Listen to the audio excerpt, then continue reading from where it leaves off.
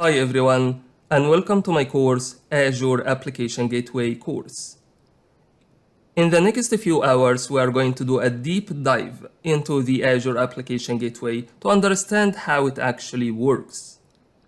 And we will be looking at the different routing configurations you can do in the Application Gateway, like how can you host multiple sites, and how you can do URL routing or path-based routing. And when it comes to redirection, you will learn how can you direct traffic to another listener, or to another internal website, or to an external website. Then you will see how can you rewrite your URL or request headers that are passing through your application gateway, and how you can use it as an internal load balancer, and how can you configure the auto-scaling and zone redundancy for the application gateway. And when it comes to the application gateway security, or probably I should call it SSL security, you will learn how can you implement the SSL termination for the application gateway.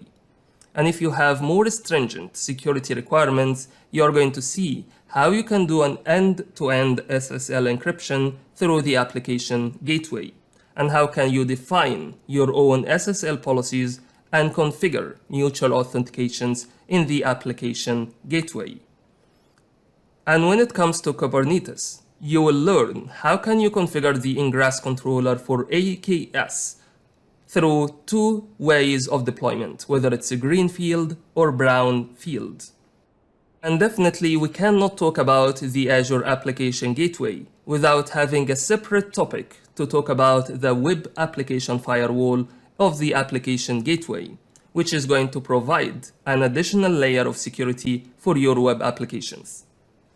Monitoring is going to be a very important topic that we are going to cover through this course, primarily aiming to set up your diagnostic settings and teach you what would be the key metrics that you need to keep an eye on to ensure that your application gateway is working well.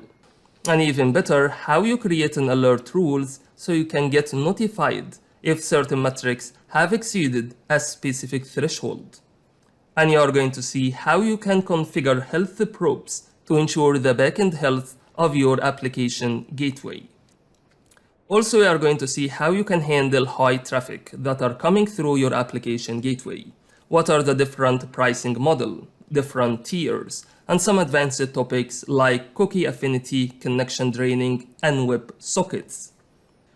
Finally, we are going to talk about the key configurations that you need to understand for your application gateway, primarily the infrastructure configurations, to make sure that you configure your VNet and subnet properly from the get-go. Then we are going to talk about the other configurations related to the application gateway. So briefly, in the next 3 hours, we are going to dive deep into the Azure Application Gateway, and you will understand every topic in the application gateway, and you will be confident using the application gateway in a production workloads. Also, it's worth mentioning that this course is completely hands-on. Like, there is no PowerPoint presentations throughout the course at all. You will see me either using Azure Portal or Azure Online Documentation. Now let's get started and let's learn Azure Application Gateway together. Hi everyone, my name is Hussein Awad and welcome to my course Azure Application Gateway. Before we get started, let's talk a little bit about what is Azure Application Gateway. So in the most simplest terms, Application Gateway is just a load balancer, web traffic load balancer, that allows you to route traffic to your web applications.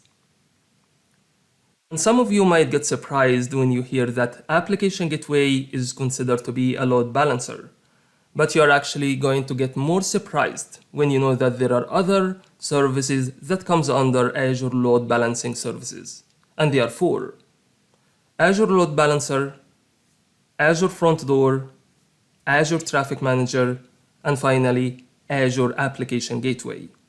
All of these 4 services comes under Azure Load Balancing Services.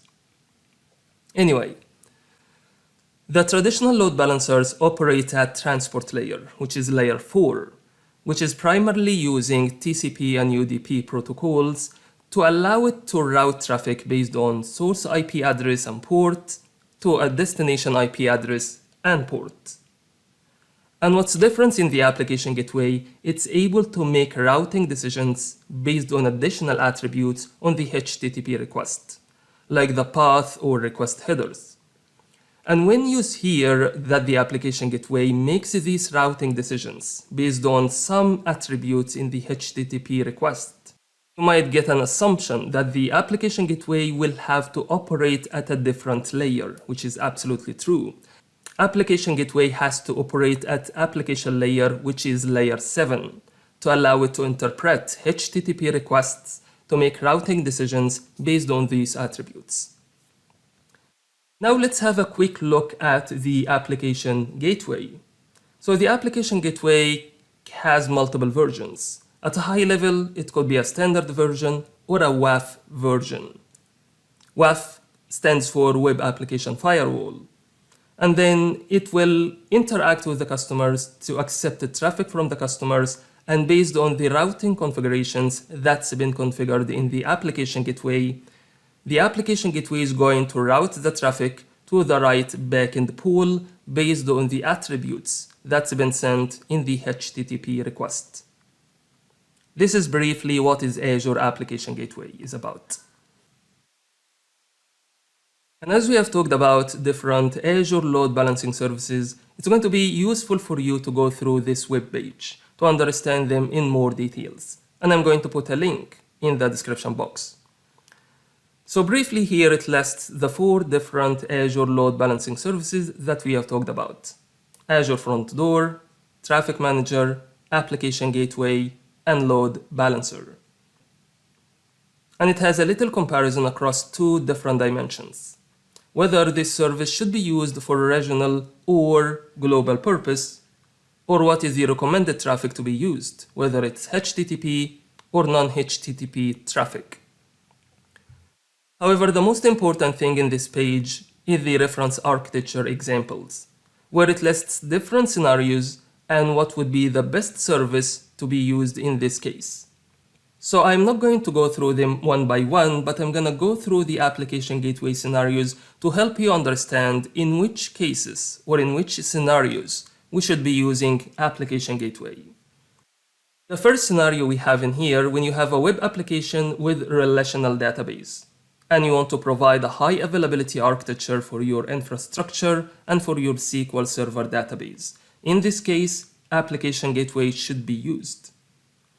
And the second scenario, when you have a multi-tenant SaaS on Azure, and the 2 load balancer services you are going to use are Front Door and Application Gateway. So the Front Door is going to help you to have load balancing across regions, while Application Gateway is going to route traffic internally within the application, as we are going to see in more details. And the last scenario we have in here is multi-region load balancing. So in this case, you're going to use a traffic manager and application gateway, so you can have a high availability architecture across regions and also have a resilient disaster recovery plan. And it's important to mention here, these are not the only cases you should be using the application gateway for. These are just a few examples to help you understand it better. And in the near future, I'm planning to create few courses for other Azure load balancing services. So it will give you a more detailed information about all 4 Azure load balancing services. However, as you already know, the primary focus of this course will be on Azure Application Gateway. This was just a quick overview of what is Azure Application Gateway and where it sits in terms of Azure load balancing services. And from the next video, we are going to start creating our application gateway. Thanks for watching, and we'll see you in the next video. Hi everyone. In this video, we are going to analyze and understand how the application gateway actually works. How the application gateway could listen to an incoming request coming from the user, and then will be able to direct it to the right backend pool target. So let's start from the beginning. When the user sends the request to the application gateway, Let's say in this scenario, we are going to use the public IP address of the application gateway. So the users are going to use the public DNS resolver in order to be able to get the public IP address of the application gateway. And in case you are using the private IP address for the application gateway to use it as an internal load balancer, then the internal users will be able to use a custom DNS resolver you have created in Azure to be able to hit or resolve the private IP address for your application gateway. Then we are going to have listeners.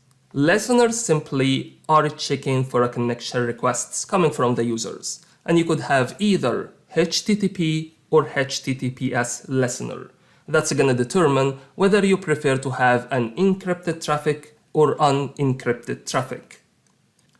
And we have already seen the backend pool before. You can create one backend pool with multiple targets. Also, you can create multiple backend pools in your application gateway.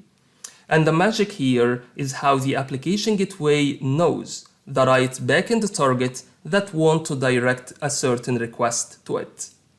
And the application gateway will be able to do this by the assist of the routing rules. So we are going to define a routing rule on a particular listener to direct the traffic to a particular backend pool.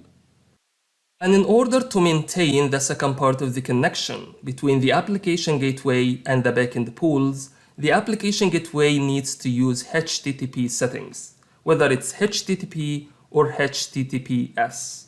There are two scenarios we are going to talk about in here in future. Whether you prefer to have an encrypted traffic between the application gateway and the backend pools, or you are going to have an unencrypted traffic, based on your preference. And you may have noticed here there is a firewall configuration, which is a key thing. Generally speaking, the application gateway comes with two categories, whether it's a standard or WAF. WAF stands for Web Application Firewall. And there are two versions under each of them, version 1 and version 2. And if you have chosen to go ahead with the WAF version, what's going to happen is that the application gateway is going to assess the incoming requests to see if there is any security threats on those requests before it will start applying the routing rules on those requests and before it start to directing these requests to the backend targets. This is a way to protect your backend targets or to use the application gateway as a web application firewall or as a WAF. And we are going to cover the WAF version of the application gateway in more details later. Also, I want you to be aware of that application gateway does some modifications to the HTTP requests coming through the application gateway by adding 5 additional headers to the requests. And these are the 5 additional headers. You just need to be aware of them in case you are going to need them in future to do some tracing or diagnosing for any issues that might happen between the application gateway and the backend targets. That was a very high-level overview of how the application gateway works. And in the next videos, we are going to dive deep into each of these components to understand how it actually works to direct the traffic to the backend targets. And we are going to see the other options you could play around with. That's all I have for you in this video. Thanks for watching, and I will see you in the next video. Hi everyone. Before we get started, I just want to make sure it's clear for you that if you are going to follow along with me and create all of these Azure resources and components, you should expect that you are going to pay some money to Azure at the end of the month. In my case, I have paid $100 at the end of the month when I was preparing my course.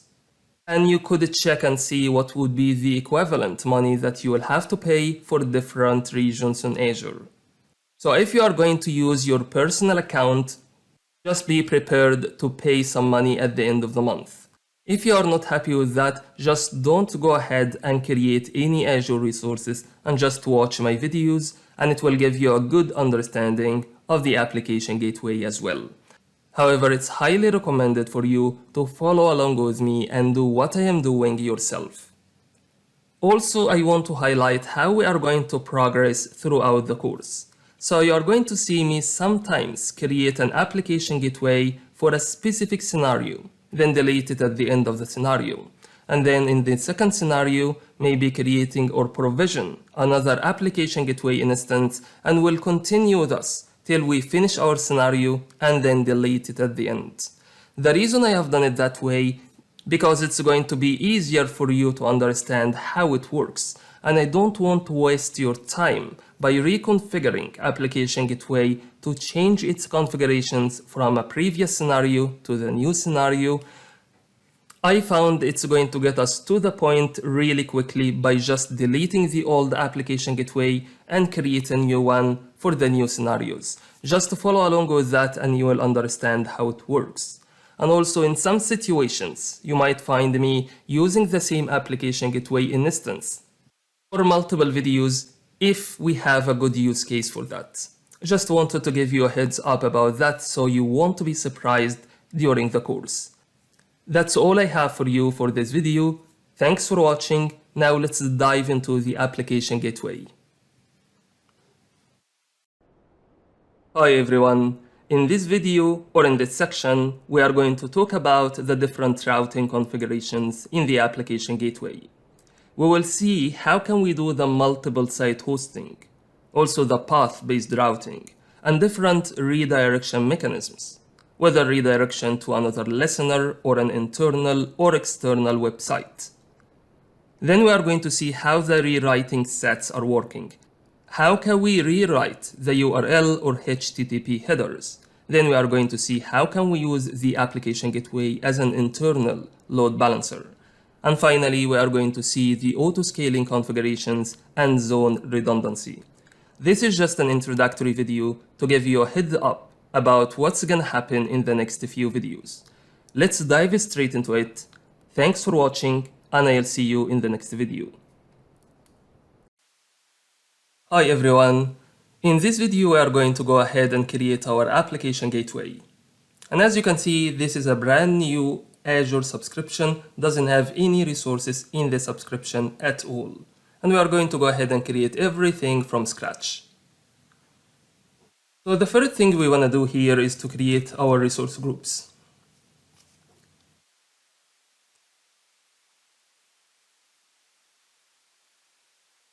So I'm going to create a resource group in Australia East region. I'm going to call it RG, stands for resource group, and then the region. Then I'm going to create it in Australia East region. And let's go ahead and create the resource group.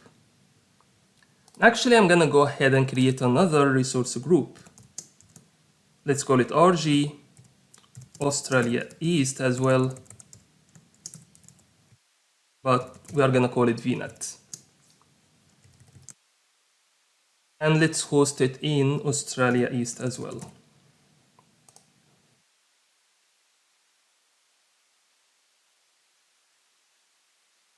Now we have two resource groups. Then the next step, we are gonna create a VNet, virtual networks.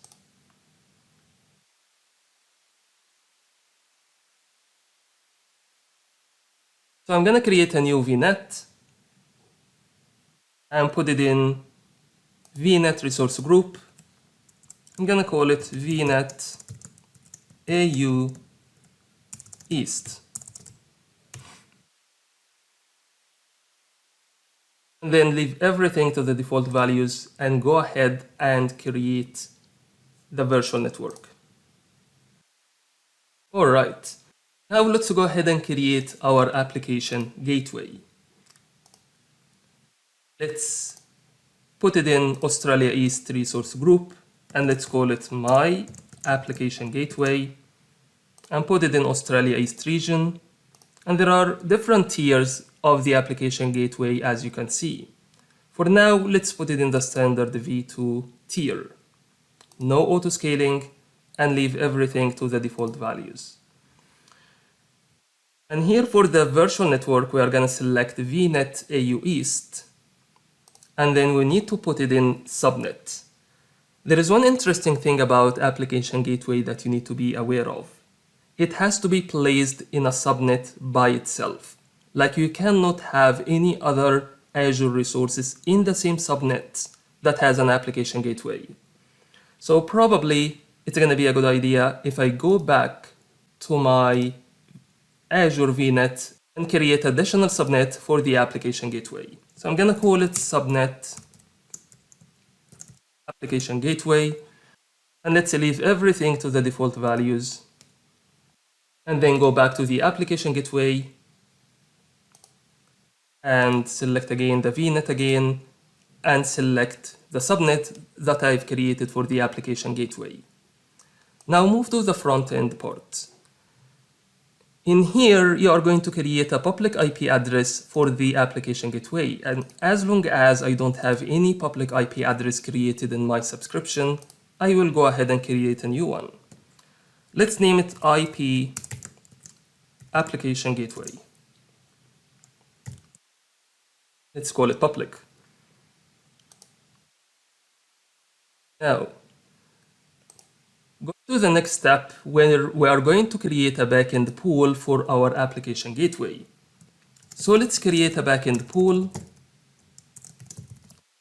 and make this backend pool without any target, like it's empty pool. And we are going to add targets later on. Now moving to the next page, which is the configuration. We are going to add routing rules. And the routing rules, I'm gonna call it traffic routing. And the listener name, we don't have any listeners yet. We are gonna call it public IP listener.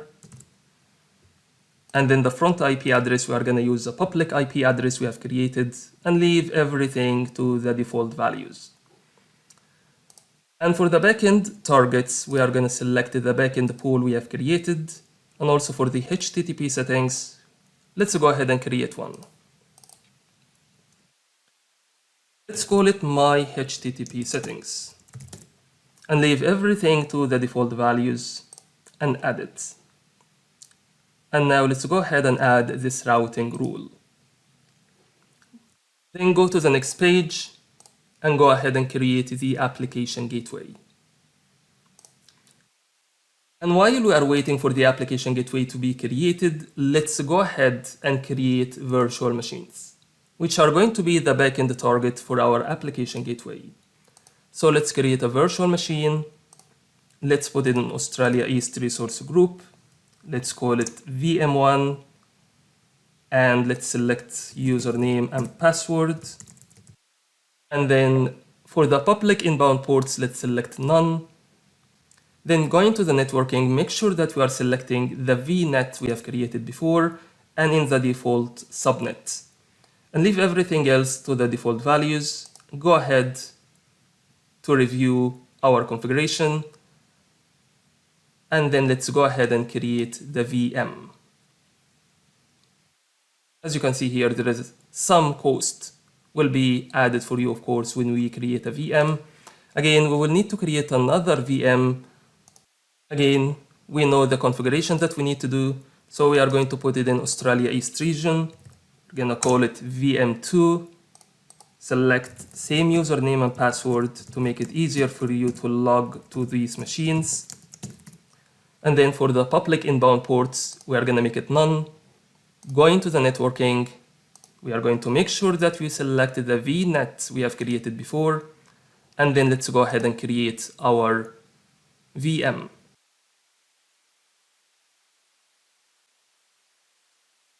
So far, we have created two virtual machines that we are going to use them as a backend targets for our application gateway. And in order to be able to test it, we will need to install IIS on the virtual machines and also have a test HTML page that are going to be display the name of the virtual machine.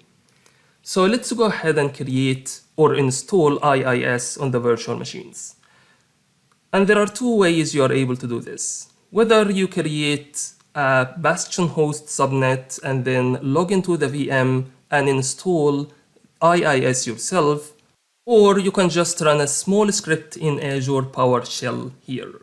So let's click on this link here. As you can see here, I don't have any storage account for my Cloud Shell, so let's go ahead and create one. Now I'm going to go ahead and copy and paste the command I have prepared before to just make it easier for us to install IIS on our machine. So we are going to specify our resource group. IIS here needs to be installed and the name of the VM. And then of course the location of my VM. Let's go ahead with that. And by the way, I'm going to put this command in the description box so you can use it. Now we have installed IIS and a HTML page for testing on our first VM, and let's do exactly the same on the second VM. And the only thing I will need to change here is the VM name. Instead of 1, I'm gonna make it VM2. Let's go ahead with that. Right, now the IIS has been installed on the second VM as well. Now let's go back to the application gateway and let's browse to the backend pools.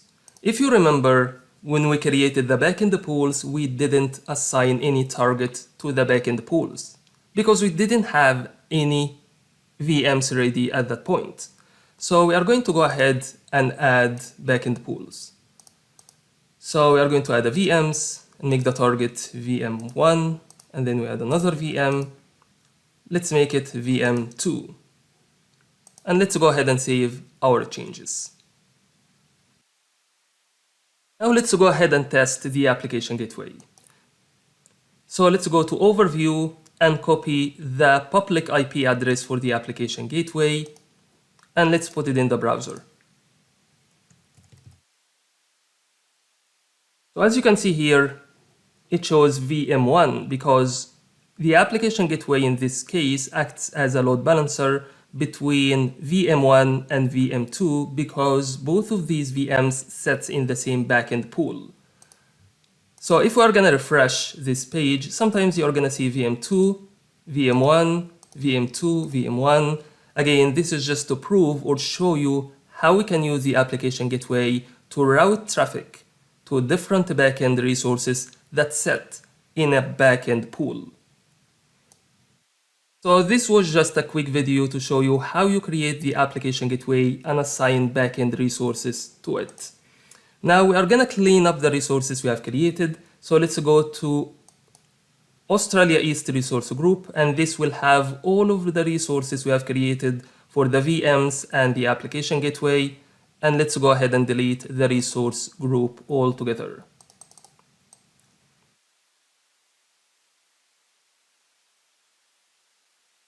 So this is the end of this video. I hope you enjoyed it, and I'm gonna see you in the next video.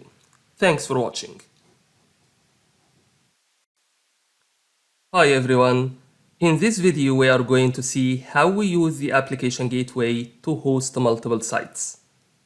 So we are going to have two separate websites like contoso.com and fabricam.com. And then by using the application gateway, we are going to route traffic from each of these websites to the right backend pool, definitely by using the routing configurations in the application gateway. Let's get started and see how can we do this. But first, let me go ahead and create a new resource group.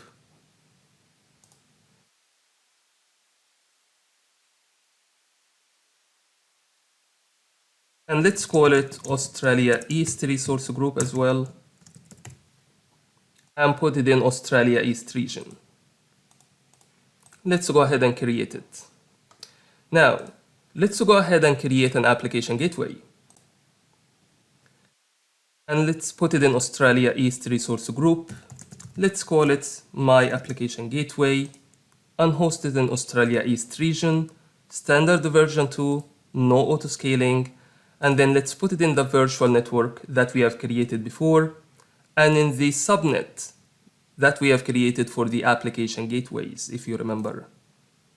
Now let's go ahead to the next step, and let's go ahead and create a public IP address. Let's call it IP My Application Gateway. And then let's go to the next step. Now let's go ahead and add the backend pool. And we will add two backend pools. The first one, we will call it Contoso pool. And since we don't have any VMs ready yet, we are going to have empty pool, like doesn't have any targets. And then we are going to add another pool, and let's call it Fabricam. And same as before, it's not gonna have any targets yet. Now let's go to the next step. As you can see here, we have created the front-end IP address, and we have backend pools. What needs to be created now is the routing rules. So let's go ahead and add routing rules. So we are going to add a Contoso rule, and we will create a listener as well, call it Contoso listener. Front-end IP address is going to be public. And here for the listener type, we are going to have multi-site. That's going to allow us to host multiple sites to the application gateway. And then let's put contoso.com. And then for the backend targets, let's select Contoso pool. And since we don't have any HTTP settings, let's go ahead and create one. Let's call it my HTTP settings. Leave everything to the default values. And then let's go ahead and add this routing rule. And let's go ahead and create a new one for the Fabricam website. So we are gonna call this rule Fabricam rule, and then the listener name, Fabricam listener as well. Front-end IP address is going to be public that we have created before. And for the listener type, we are going to have multi-site. And then the host name, we are going to put fabricam.com. And for the backend targets, let's select Fabricam pool and the HTTP settings that we have created before. And let's go ahead and add this routing rule as well. Now let's go to the next step and create our application gateway. Now, while my application gateway is ready for me, let's go ahead and create two VMs, one for Contoso VM and the other one for Fabricam, to help us test these configurations. So let's go to virtual machines.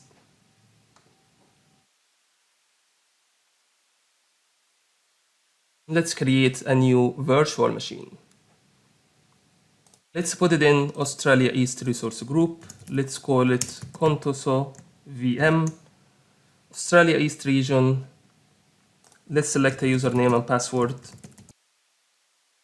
And for the public inbound ports, let's select none. Then moving to the networking and put the VM in the VNet that we have created before. And then let's go ahead and create our VM.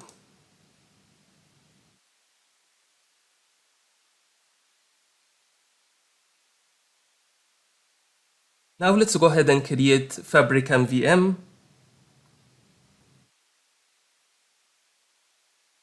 We are gonna put it in Australia East resource group, call it Fabricam VM. Then select a username and password. And for the public inbound ports, let's select none. Moving to the networking, let's put our VM in the VNet that we have created before in the default subnet.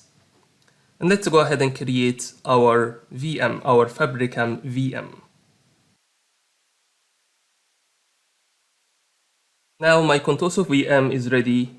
Let's now open the Cloud Shell and run our script that we have run in the previous video to install the IIS with a test page on Contoso VM.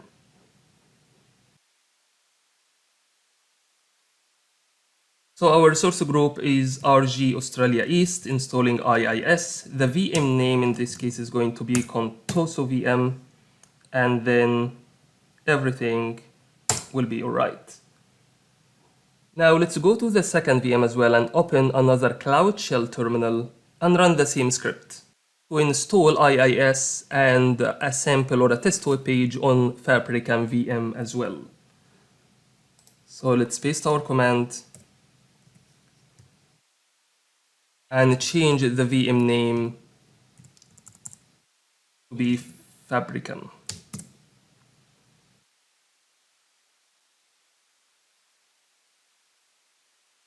Right, now IIS has been installed on Contoso VM as well as Fabricam VM.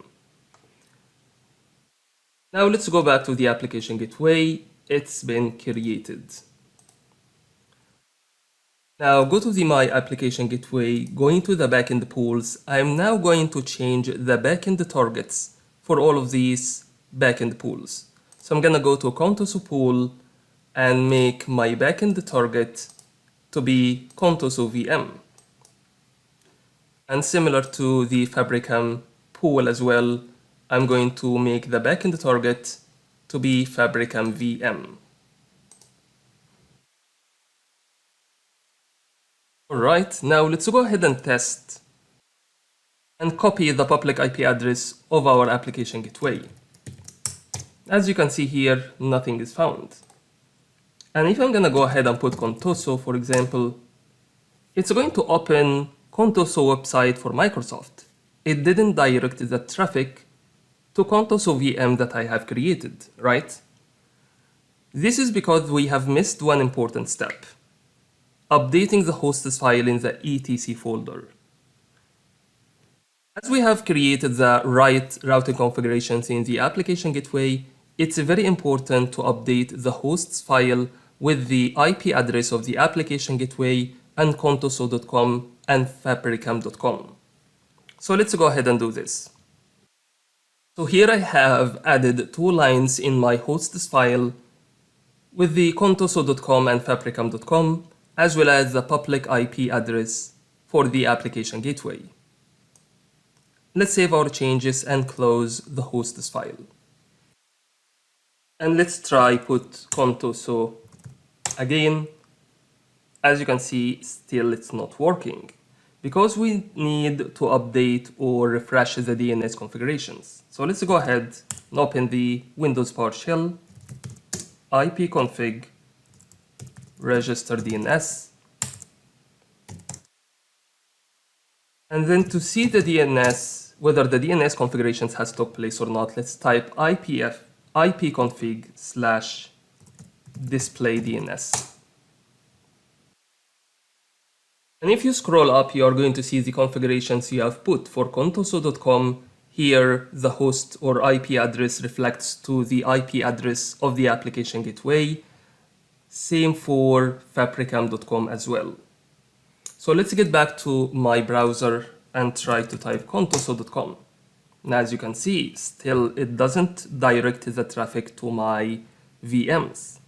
So let's open a new incognito window, because we might have some browsing cache that doesn't work well. So let's open Contoso. As you can see now, it routes the traffic to our Contoso VM that we have created. Now let's go ahead and type fabricam.com. Again, it will open or route the traffic to Fabricam VM that we have created. So what we have done so far is we had created 2 separate backend pools. And by using the routing configurations in the application gateway, we direct the traffic or route the traffic from 2 different websites to the right backend pool according to our configurations that we have placed in the application gateway. Now let's go ahead and clean things up.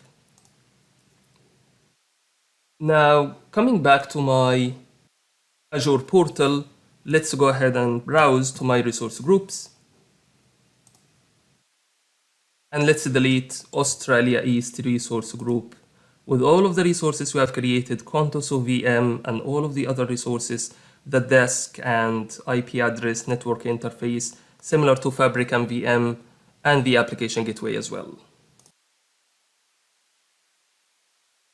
Let's go ahead and delete that. And also don't forget to clean up the hosts file and remove these 2 lines that we have entered. And then save your changes. That's all I have for you for this video. I hope you enjoyed it, and I will see you in the next video. Thanks for watching. Hi everyone.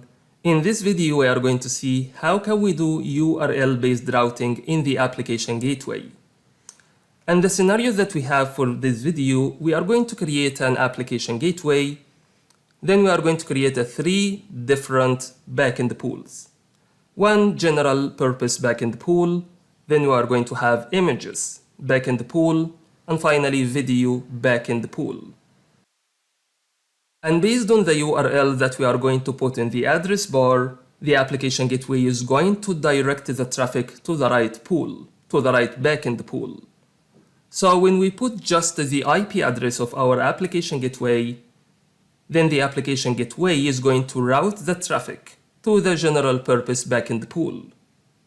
However, when we put images in the URL, then our application gateway is going to direct the traffic to images backend pool, and similarly for the video backend pool as well. This explains what I said earlier, that application gateway operates at layer 7. This is going to allow our application gateway to make routing decisions based on HTTP attributes, like the URL in this case. Now let's go ahead and see how can we do this. Now let's go ahead and create a resource group. Let's call it Australia East Resource Group and put it in Australia East region. Now let's go ahead and create an application gateway. Let's put it in Australia East Resource Group. Let's call it My Application Gateway and host it in Australia East region. Standard version 2, no autoscaling is required. And then let's put it in the VNet that we have created before and the subnet that we have created for the application gateway. Now let's go to the next step and let's create a new public IP address for our application gateway. Let's call it IP My Application Gateway. And then let's go to the next step. Here we are going to create three different backend pools. One, we are going to call it General Backend Pool. And since we don't have any VMs yet, let's make this empty pool. And then we are going to add Images Backend Pool. Again, no targets. And finally, let's add Video Backend Pool. And again, no targets. Now let's go to the next step. As you can see here, we have configured the front-end IP for our application gateway, and we have configured the backend pools as well. What's missing here is to configure the routing rules. So let's go ahead and do it. So let's call it routing rule, and let's create a listener. For the front-end IP, let's select the public IP address of our application gateway. And then for the backend targets, let's select General Backend Pool. And for the HTTP settings, let's go ahead and create one. I'm going to call it My HTTP Settings and leave everything to the default values. What I'm going to do different in here is to add multiple targets to create a path-based rule. So I'm going to make images path in here, call it images, and I'm going to use the HTTP settings that I've just created, and the backend target in this case is going to be the backend pool, the images backend pool. Let's go ahead and add this rule, and I'm going to add another one for videos. So I'm going to put video /*, I'm going to call it video, and then use the HTTP settings we have created, and the backend target is going to be the video backend pool. Let's go ahead and add this. And let's go ahead and add the routing rule. Now let's go ahead and create the application gateway. And while it's been created, let's go ahead and create three different VMs. One that's gonna be used for general purpose, and one is going to be used for the images, and the other one is going to be used for the videos. Now let's go ahead and create our general virtual machine. Let's put it in Australia East resource group. Let's call it general VM. Let's put a username and password.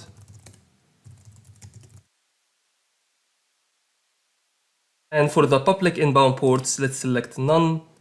Then let's go to the networking and select the VNet that we have created before and the default subnet. Let's go ahead and create the general VM.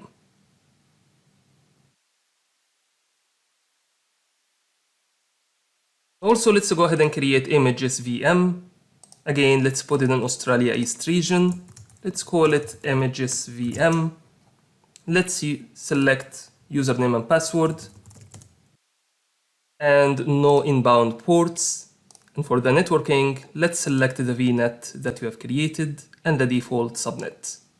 Let's go ahead and create images VM. Finally, let's create videos VM. Put it in Australia East resource group. Let's call it video VM. Let's put a username and password and no inbound ports. For the networking, let's put it in the VNet that we have created before and the default subnet. Let's go ahead and create the video VM.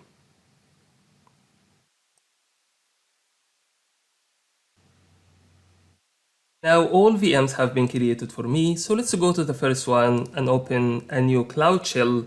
Let's run a script that I'm going to put in the description box that is going to install IIS and prepare the VM for the testing scenario that we are building.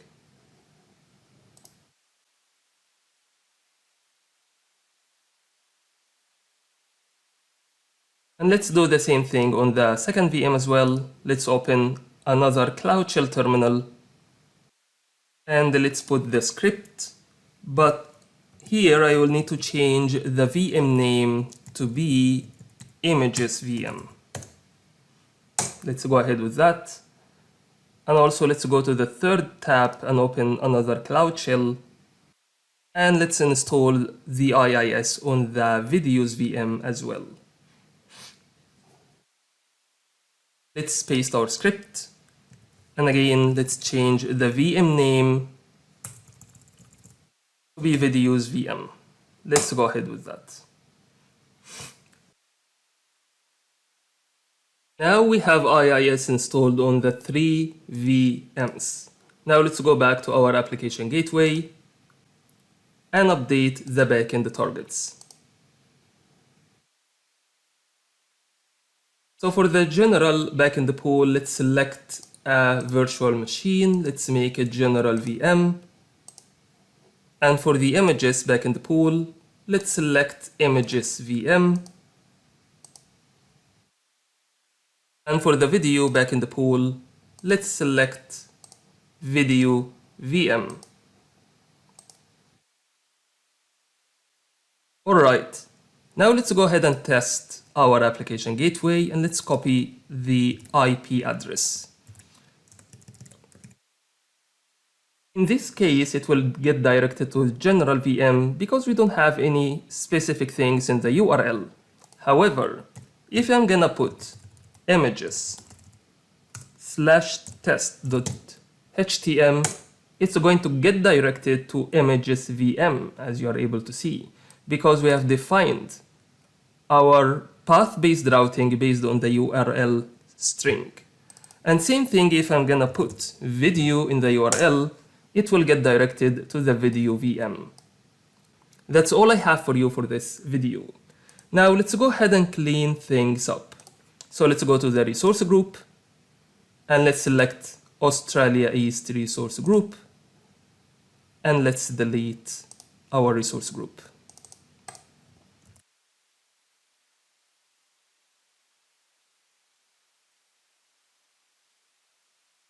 Alright, thanks everyone for watching and we'll see you in the next video. Hi everyone, in this video we are going to see how we can do a traffic redirection through our application gateway. And the first scenario we are going to see is how we can redirect internal traffic through our application gateway. Let's get started. Now let's go ahead and create a resource group. Let's call it Australia East Resource Group.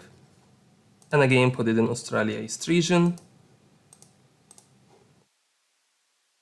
Now let's go ahead and create our application gateway. And you've already known the steps. Let's put it in Australia East Resource Group. Call it My Application Gateway. Put it in Australia East region. Standard version 2. No auto-scaling. Put it in the VNet we have created before. And the subnet for application gateway. Now let's go ahead and create a public IP address. And for the backend pool, let's create two backend pools. The first one, let's call it Contoso pool. Again, no targets at the moment. Let's go ahead and add it. And then let's add Applicaiton pool as well. And no target. Now let's go to the configuration tab. Let's go ahead and add a routing rule. Let's call it Contoso routing. And then Contoso listener. Public IP address of the application gateway. And then for the backend target, let's select Contoso pool. And let's create HTTP settings. Let's go ahead and add that. Let's go ahead and add the routing rule. Let's add another routing rule for Applicaiton. And let's call it Applicaiton listener. And again, listens to the public IP address of the application gateway. And you see here error because it's a basic listener and it has the same port number of the previous routing rule or previous listener that we have created. So what we need to do here is to create a multi-site. And you have seen this already in multi-site hosting in the application gateway if you remember. Let's call it Applicaiton.com. And then going to the backend targets, let's select Applicaiton pool and select the HTTP settings we have created before. Before we go away, let's go back to the Contoso listener and select multi-site again and type in contoso.com. Now let's go ahead and create our application gateway. While it's been created, let's create two VMs, one for contoso.com and another one for Applicaiton.com.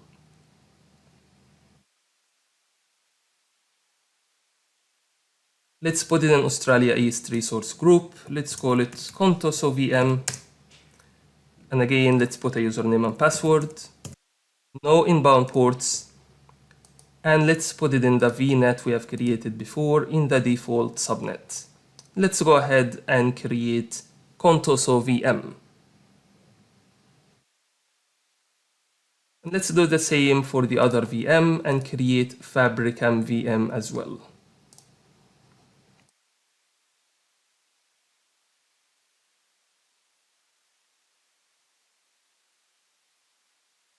Australia East Resource Group. Let's call it Applicaiton VM. Select a username and password. No inbound ports.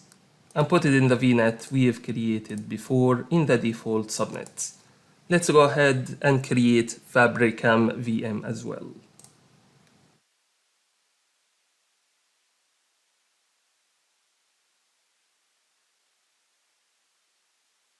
Now the two VMs are ready for me. Let's go ahead and open a Cloud Shell terminal for both of them.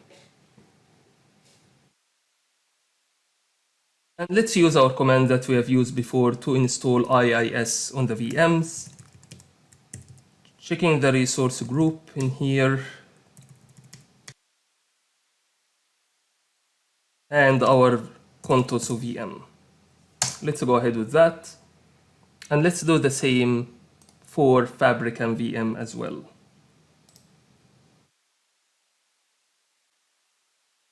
Make sure that our resource group name is correct. And put in Applicaiton VM. Let's go ahead with that. Now the IIS has been installed on both VMs. Now let's go ahead and edit my hosts file. Let's put the public IP address of my application gateway and Contoso and Fabricam websites.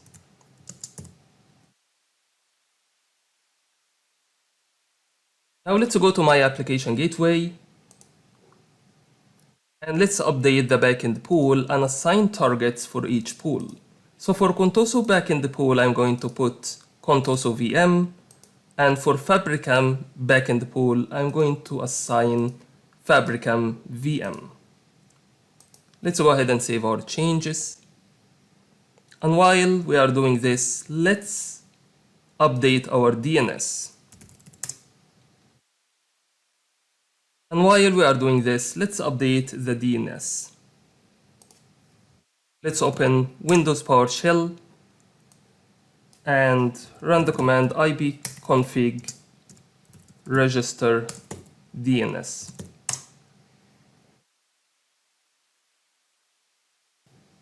Now the deployment has been succeeded, let's go ahead and open incognito window and try to type in contoso.com. As you can see, it gets redirected to Contoso VM. Let's open another tab for Fabricam.com.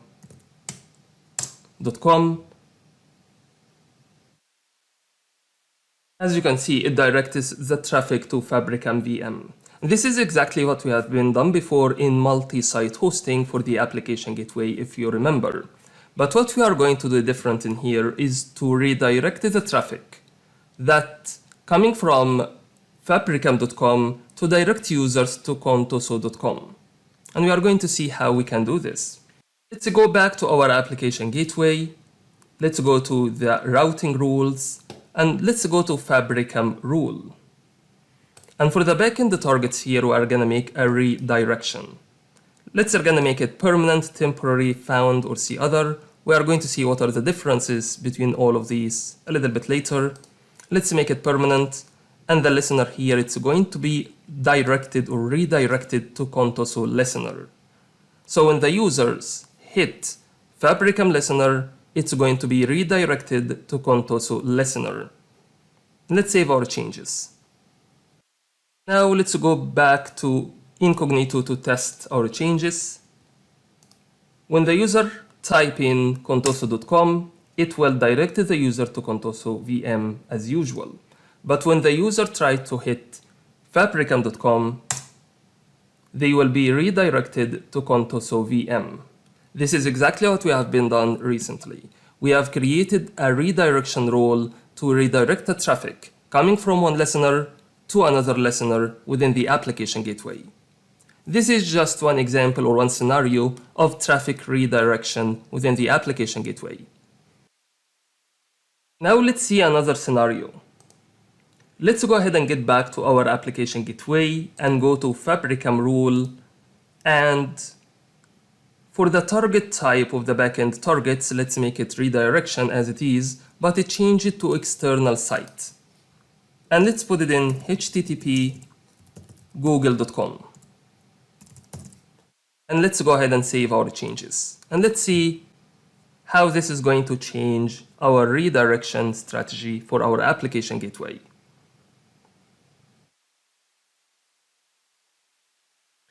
Let's open incognito and test it. Again, when we hit contoso.com, it gets redirected to Contoso VM. And when we hit fabricam.com, it will get redirected to google.com as we have specified in our routing rule. So this is another scenario when you want to achieve or implement an external routing through your application gateway. Now we are coming to the last traffic redirection scenario we are going to do in this video. And what we are going to do now is to how we can redirect HTTP traffic to HTTPS. And in order to do this, I need to go ahead and create a self-signed certificate. So let's open Windows PowerShell and let's run this command that I'm going to leave in the description box. And then let's go ahead and create a certificate. So what I'm going to do now is to change the thumbprint that we have got from the first command and put it in the second script we have in here. So now we have created a self-assigned certificate for contoso.com. Let's go to our application gateway and create HTTPS listener with this certificate. So let's go to the application gateway, let's go to listeners and add HTTPS listener. Let's assign it to the front-end IP address, make it HTTPS, and let's select the self-assigned certificate that we've just created. And for the listener type, let's make it multi-site. And for the host name, let's put contoso.com. And let's go ahead and add this listener. Now let's go back to the routing rules and open Fabricam rule and change the redirection listener to be HTTPS listener. I'm going to Contoso routing rule and change the listener to be HTTPS listener as well. Let's go ahead and save our changes. Now let's go ahead and test it. Let's open a new browser tab, type in http fabricam.com. So this is to show you how the application gateway was able to listen to HTTP traffic. And then according to the routing configurations and redirection rules we have put in our application gateway has been able to view or redirect the HTTP traffic into HTTPS traffic. And while we are here, it's important to have a look at this web page that lists the different types of redirections we have seen in the application gateway. If you remember, we have seen 4 types of redirections: permanent, temporary, found, or see other. So these are the different HTTP response codes for each of these types. And I'm going to put a link for this web page in the description box as well. This is all I have for you for traffic redirection into the application gateway. Now let's go ahead and clean things up. So let's go to our resource group and let's delete our resource group.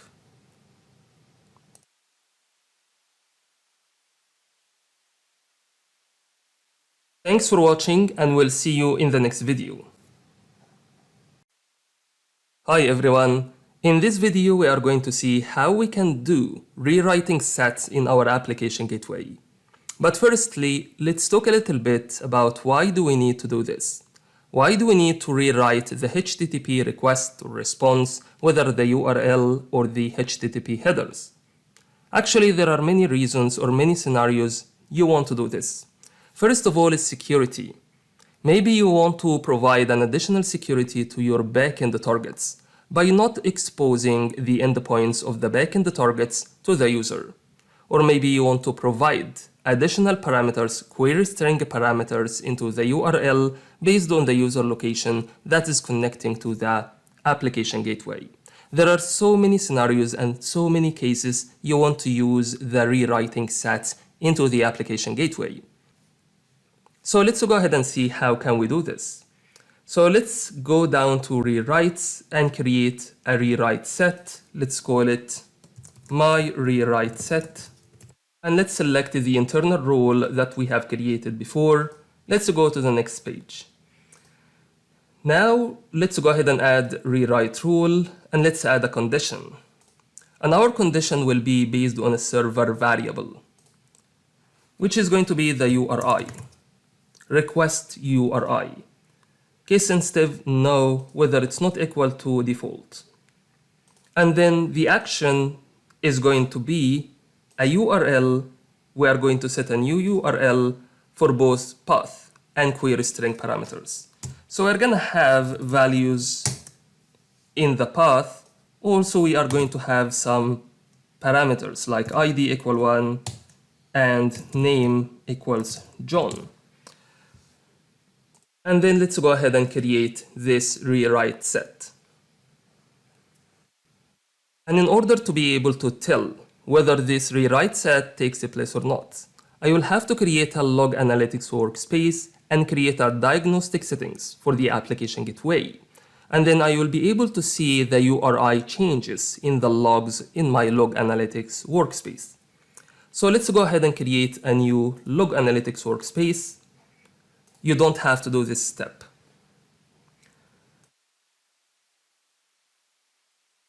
Let's put it in Australia East resource group. Let's call it log analytics application gateway. And let's put it in Australia East region. And let's create the log analytics workspace. Now let's go back to my application gateway and create diagnostic settings. Let's add diagnostic settings. Let's call it my diagnostic settings. And in here, you will be able to choose what are the category groups you want to send to the log analytics workspace. And I'm going to choose all logs and all metrics, and I'm going to send it to a log analytics workspace, as you can see in front of us here. And let's go ahead and save our changes. Now let's go to the logs to see how we will be able to test our changes. And let's run errors by URI query. I'm gonna adjust it a little bit and take off these parts. Let's run the query one more time. Let's scroll a little bit to the right. You will be able to see in the request URIs, some of the request URIs has been updated with the rewrite set that we have created. And also, if we scroll a little bit more to the right, you will be able to see the ID and name equal John that we have created in some requests. So this is just to show you how we can use rewriting sets in the application gateway. However, I'm gonna show you another link. I'm gonna put it in the description box as well, that has different rewrite scenarios for HTTP headers and URL in the application gateway. I'm not going to implement everything in this web page, but it's good to keep it for your reference, to be aware of what are the most common rewrite scenarios that people are doing in the application gateway. That's all I have for you in this video. However, I'm not going to delete the application gateway because I'm gonna need it for the next video, where we are gonna talk about the auto-scaling and zone redundancy. Thanks for watching, and we'll see you in the next video. Hi everyone. In this video, we are going to see how we can use application gateway as an internal load balancer.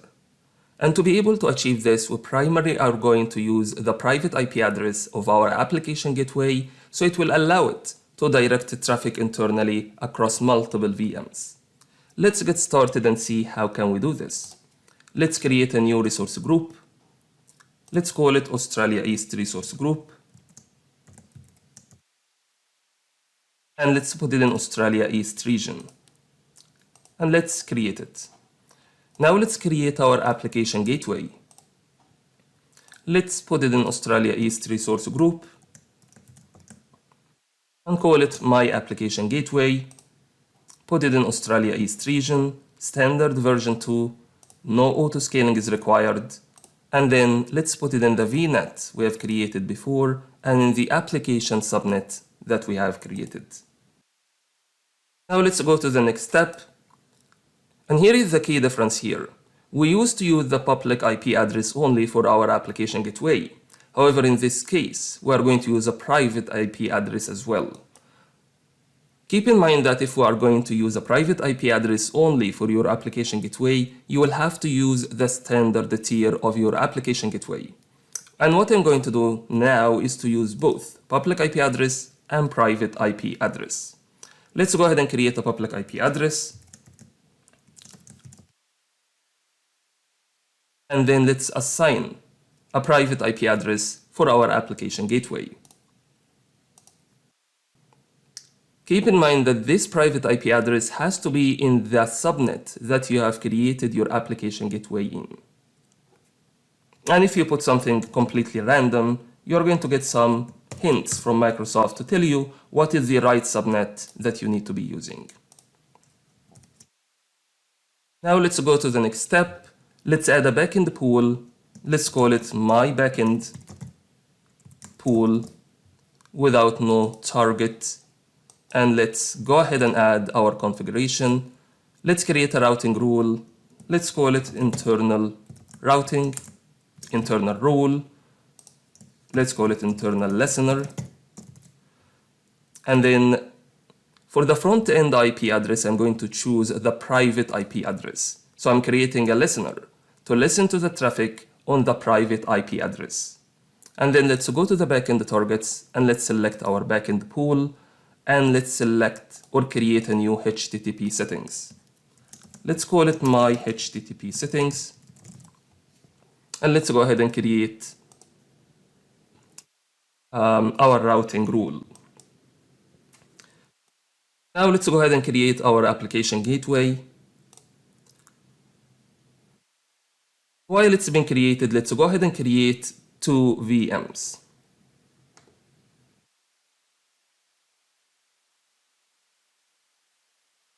So let's create a virtual machine, put it in Australia East resource group. Let's call it my VM1. Let's select a username and password. And no inbound ports. And then for the networking, let's put it in the VNet we have created before and in the default subnet. Let's create our VM.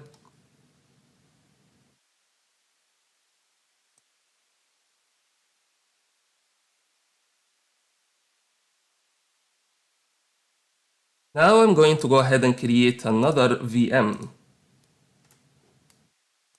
Similar as before, put it in Australia East resource group, call it VM2, put a username and password, and no inbound ports. And for the networking, let's put it in the VNet that we have created before and in the default subnet. Let's go ahead and create it. Actually, I'm going to create a third VM, so I'm going to test the internal load balancing part from it. So let's go ahead and create a third VM.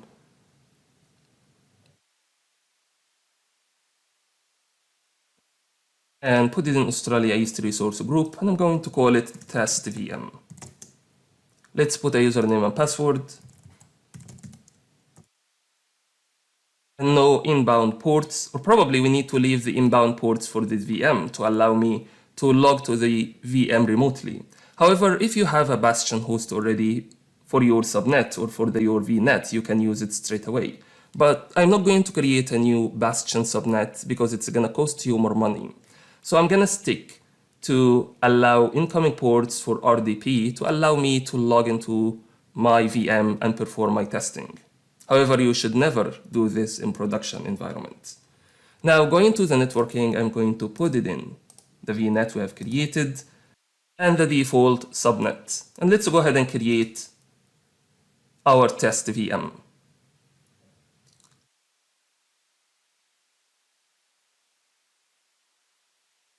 Now let's get back to our first VM and let's open a Cloud shell to install IIS on our VM using the script we have used before in the description box. So let's paste our command here and let's go ahead with that. And similarly for the VM2, let's open a Cloud shell and install IIS on the second VM, on VM2. However, we don't need to do this on the test VM because we are going to log remotely into test VM. Let's paste our command.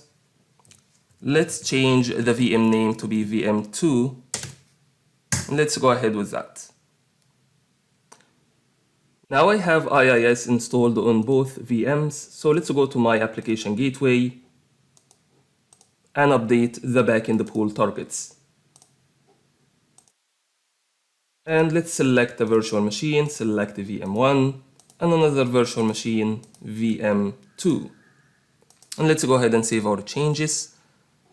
Now, just to prove my point that we haven't configured a listener on the public IP address of our application gateway, let's go ahead and try to ping the public IP address and see what we are going to get. And as you can see, it didn't get us anything. However, you should be able to direct it to any other traffic you want by creating a listener on the public IP address. So you can have both public IP address and private IP address on the same application gateway. Now let's go ahead and go to our test VM and connect to it using RDP to test the internal load balancing of our application gateway. Let's put it in my username and password I've created for the VM, and let's log it to the VM. Now let's go to my local server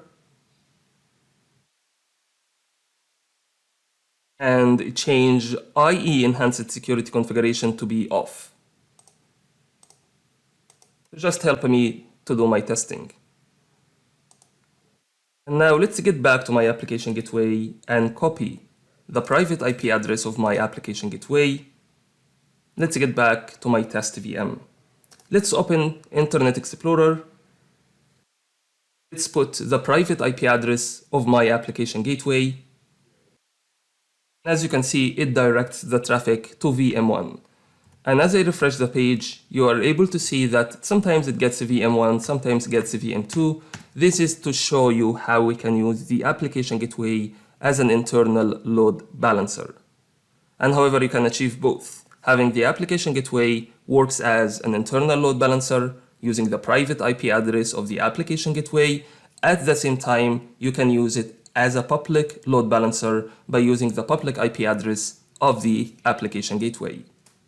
That's all I have for you for this video, and I'm not going to delete the resources in this video because I'm going to use the current application gateway we have created in the next video to show you how we can use it to do rewriting sets. So we are going to see how we can do URL rewriting in our application gateway.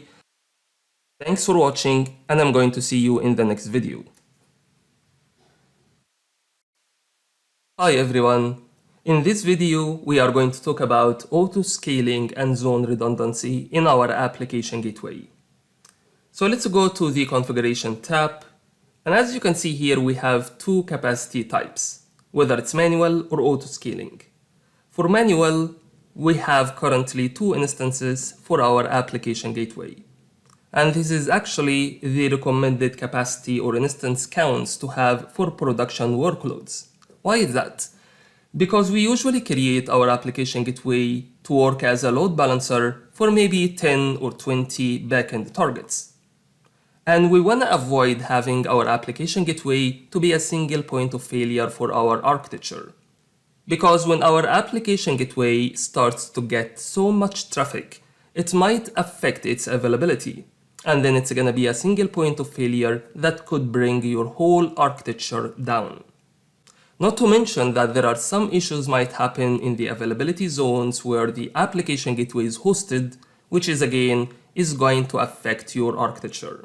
So as a rule of thumb, it's good to have as a minimum 2 instance counts for your production workloads. For non-production workloads, it's okay to have just 1 instance count. Now let's have a look at the auto-scale part. In the auto-scaling for our application gateway, you will get to specify the minimum instance count and the maximum instance count for the application gateway. And we all know how auto-scaling works. At any point of time, our application gateway instances will never go below the minimum instance count we have specified, which is 2. At the same time, the application gateway instances will never go above the maximum instance count we have specified here, which is 10. By the way, let's have a look at the maximum instance count we could have for our application gateway. As you can see here, it's 125 for standard version 2. And it would be a little bit less for version 1. Anyway, let's bring it back to 10. Now let's have a look at the minimum instance count for auto-scaling, because it's really interesting. As you can see here, you can have minimum instance count set to 0 for auto-scaling. It doesn't mean that you are not going to have any application gateway instances, but it means that you are not going to have additional instances or reserved capacity for your application gateway. Although you can set the minimum instance count to 0 in the auto-scaling settings, you are not able to do the same for manual. For a manual capacity type, then minimum instance count has to be 1 for your application gateway. This is just a little difference between manual and auto-scaling capacity types for your application gateway.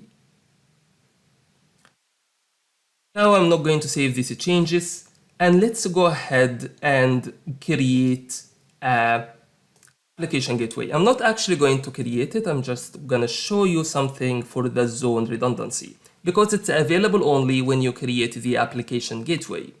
And if you want to change it later on, you can change it using the command line, Azure command line.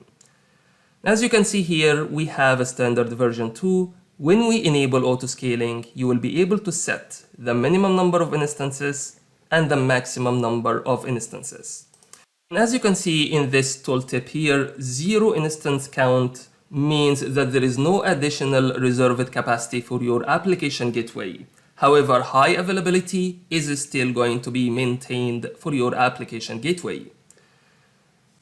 And the interesting thing that you will get to specify when you create your application gateway is to specify the different availability zones where you are going to create or launch different instances for your application gateway. Ideally, you want to deploy it in more than one availability zone. This is to ensure that your architecture will be resilient and solid for any sudden changes that might happen in different Azure availability zones. Also keep in mind that when you create a new instance, it usually takes 5 to 7 minutes until it takes place. And it's going to be a downtime for your application gateway. Also, it's important to mention that when we create a new instance, it usually takes between 5 to 7 minutes until it's completed. And if you don't want this to have any downtime for your application gateway, what you can do is to configure your application gateway to have a minimum instance count set to 2, ideally in different availability zones as well. And as I've already said before, it's really recommended for production workloads to have as a minimum 2 instance counts for your application gateway. And each application gateway instance can support around 10 capacity units. And we are going to understand more what does it mean in the monitoring section when we get to it. That's all I have for you for the auto-scaling and zone redundancy. Now let's go ahead and clean things up. Let's delete the resource group and the resources we have been using for the last few videos. So let's go to Australia East resource group and let's go ahead and delete it. This is going to delete the application gateway, the 3 VMs we had created, in addition to the log analytics workspace. Thanks for watching, and we'll see you in the next video. Hi everyone. In this section, we are going to talk about the application gateway security, or to be more specific, the SSL security. So in the next few videos, we are going to see how can we implement SSL termination for the application gateway. And if you have more stringent security requirements, we are going to see how can you implement end-to-end SSL encryption through the application gateway. Finally, we are going to see how can we implement the mutual authentication and configure the right SSL policies for your application gateway. Let's dive straight into it. Thanks for watching, and I'll see you in the next video. Hi everyone. In this video, we are going to talk about SSL termination on the application gateway. But firstly, let's talk a little bit about what SSL traffic termination means. Let's look at this diagram here. Let's assume that the users are interacting with the application gateway using HTTPS, which is secured by SSL certificate and has SSL encryption on that traffic.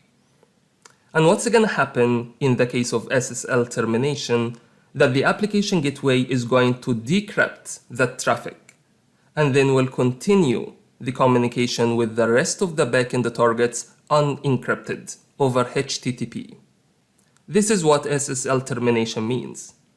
And I hear some of you are asking, why do we need to do this? Why do we need to unencrypt the traffic at the application gateway side and continue the traffic unencrypted with the rest of the backend targets? And there are four main benefits for doing the SSL traffic termination at the application gateway side. First of all is improved performance for your architecture. Let's agree on something.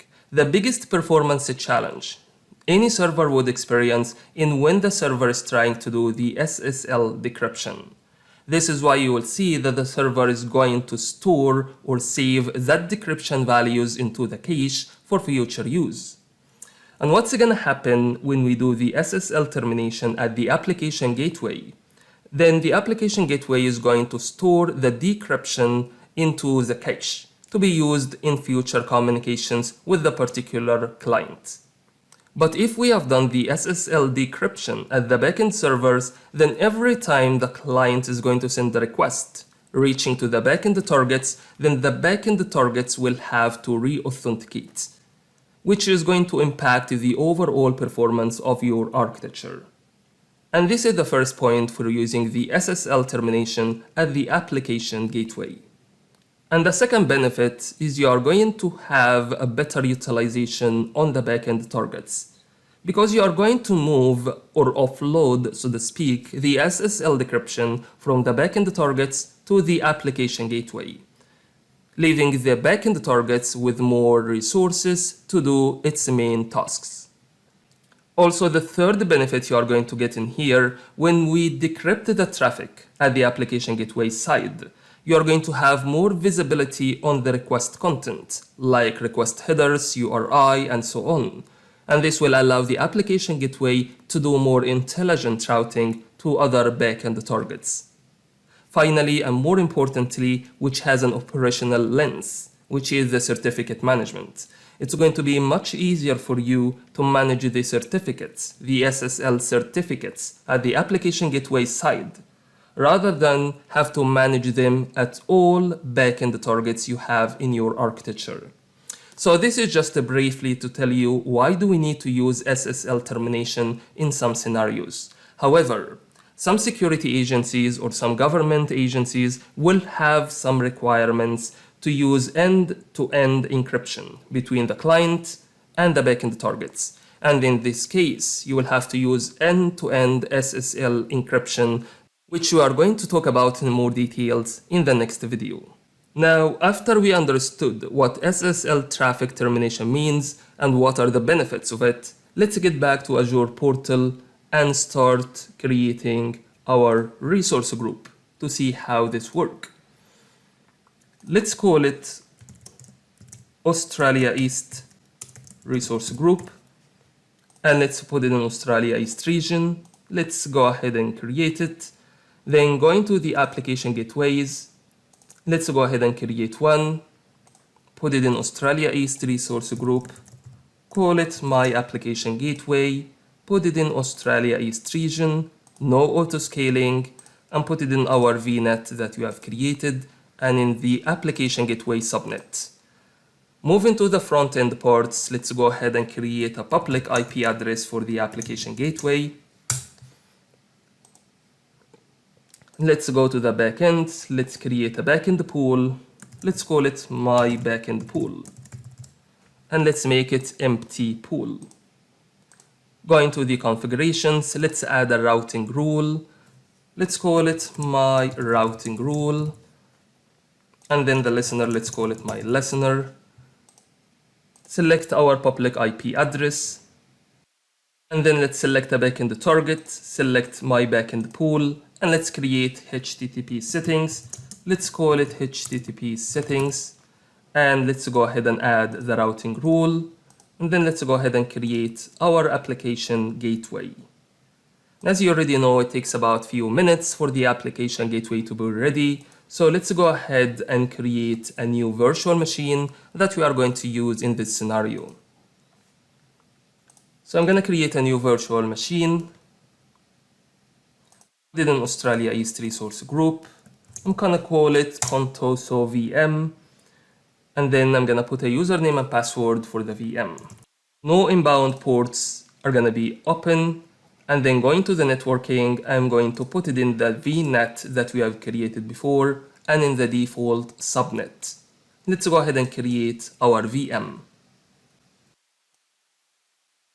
Alright, now my VM is ready. Let's go ahead and open a Windows PowerShell as an administrator to create a self-assigned certificate. And let's run these commands that I'm going to leave in the description box. And then let's copy the thumbprint that we have got from the first command and put it in the second command here to get the PFX certificate.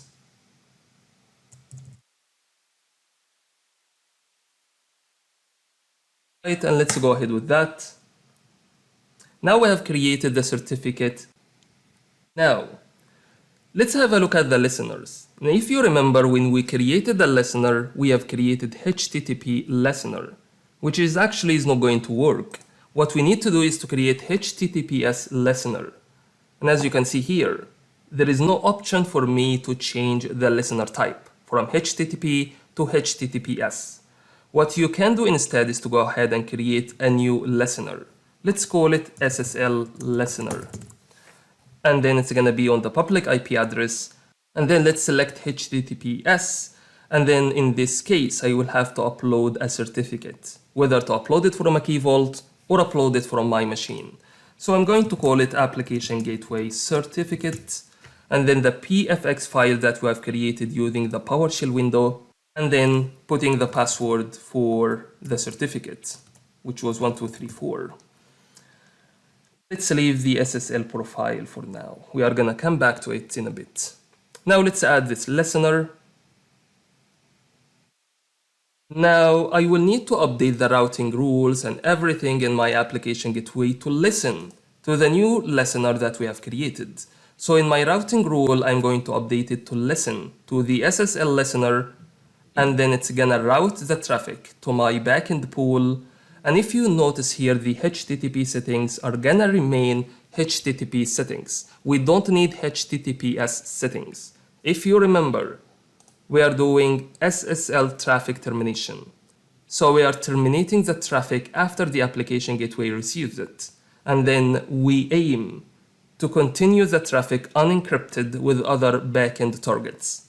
So in this case, we only have to use HTTP settings for the routing rules. We don't need HTTPS settings. Now getting back to our application gateway, and let's save our changes. And now I'm gonna go ahead and update the backend pool and select a VM as a backend target. Let's go ahead and save our changes. And while we are waiting for this, let's go ahead and install IIS on Contoso VM that we have created so we can perform our test. Let's open a new Cloud Shell terminal. And let's run this command to install IIS on Contoso VM. So I'm gonna change the VM name in here. Let's go ahead with that. Alright, now I have everything set up. Now let's go ahead and test it. Let's copy the public IP address of my application gateway, put it in the address bar. As you can see, it didn't get us anything because we have used HTTP to hit the IP address of our application gateway, which is not linked to any routing rules. And if I'm gonna change it to HTTPS instead of HTTP, then we are going to see that my antivirus shows that it's a self-assigned certificate and it shows me a warning. So I'm gonna go ahead with I'm wishing to continue. As you can see here, it directed us to Contoso VM. This is to show you how we can have an encrypted traffic communication between the client and the application gateway, and then we decrypt it at the application gateway and continue the traffic unencrypted with the backend targets. This is what we call SSL termination. That's all I have for you in this video. However, I'm not going to delete the application gateway yet, because we are going to use it in the next few videos. Thanks for watching, and we'll see you in the next video. Hi everyone. In this video, we are going to see how we can do an end-to-end SSL encryption through the application gateway. Just to recap on the previous video, we have seen how the users can send encrypted traffic to the application gateway, and then the application gateway is going to decrypt the traffic by doing SSL termination at the application gateway and continue the traffic unencrypted to the backend targets. Now we are going to do end-to-end encryption, which means all the communication between the users to the backend target has to be encrypted. And actually what's going to happen not quite different from the first scenario. So when the application gateway receives an encrypted request from the users, what's going to happen is that the application gateway is going to decrypt the traffic again, even though it's an end-to-end SSL encryption scenario. So the application gateway is going to decrypt the request coming from the user. So the application gateway can really seize what's inside the request to be able to route it to the right backend target. And then what's going to happen, and this is the main difference between the SSL termination scenario and end-to-end scenario. So what's going to happen in the end-to-end SSL encryption scenario is that the application gateway is going to initiate a new SSL connection between the application gateway and the backend targets. The application gateway is going to initiate the new SSL connection using an HTTPS settings that we are going to define in the application gateway. These HTTPS settings are using the backend target certificates. This will allow the application gateway to initiate a new SSL connection between the application gateway and between the backend targets. And any response from the backend targets are going to follow the same approach, going to the application gateway and then going back to the user.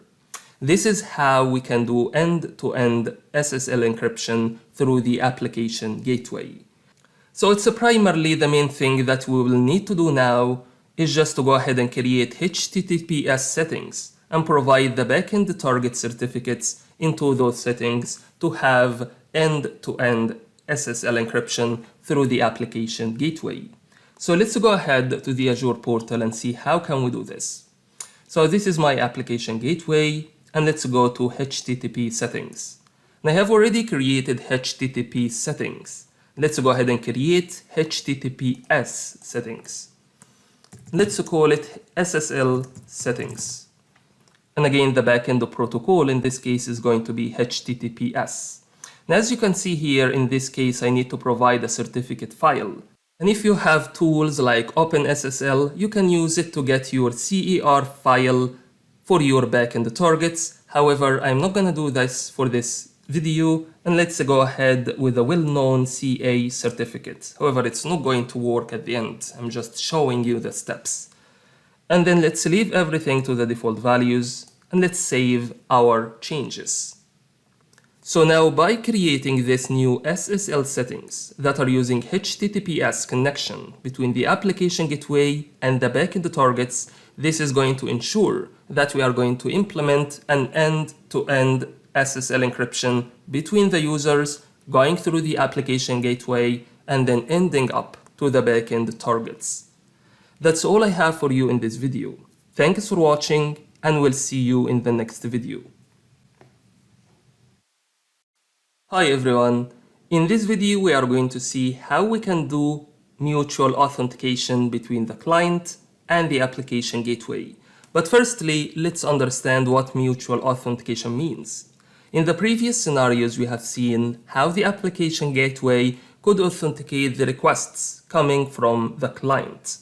And the mutual authentication will allow both the client and application gateway to authenticate each other, which is really recommended these days with the increase of IoT use case scenarios and the increased security requirements for some agencies.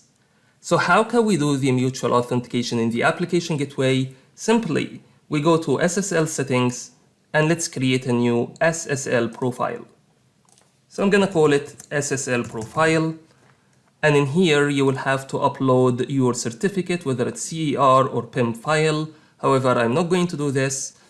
And then you're gonna specify the SSL policy, and let's select a predefined one and go ahead with the default.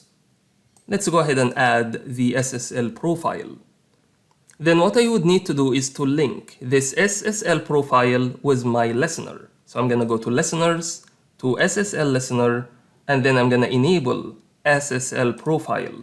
And in here, I would be able to select the profile I have created with the right certificate and the right SSL policies. Now let's get back to the SSL policies to have a deeper look into it.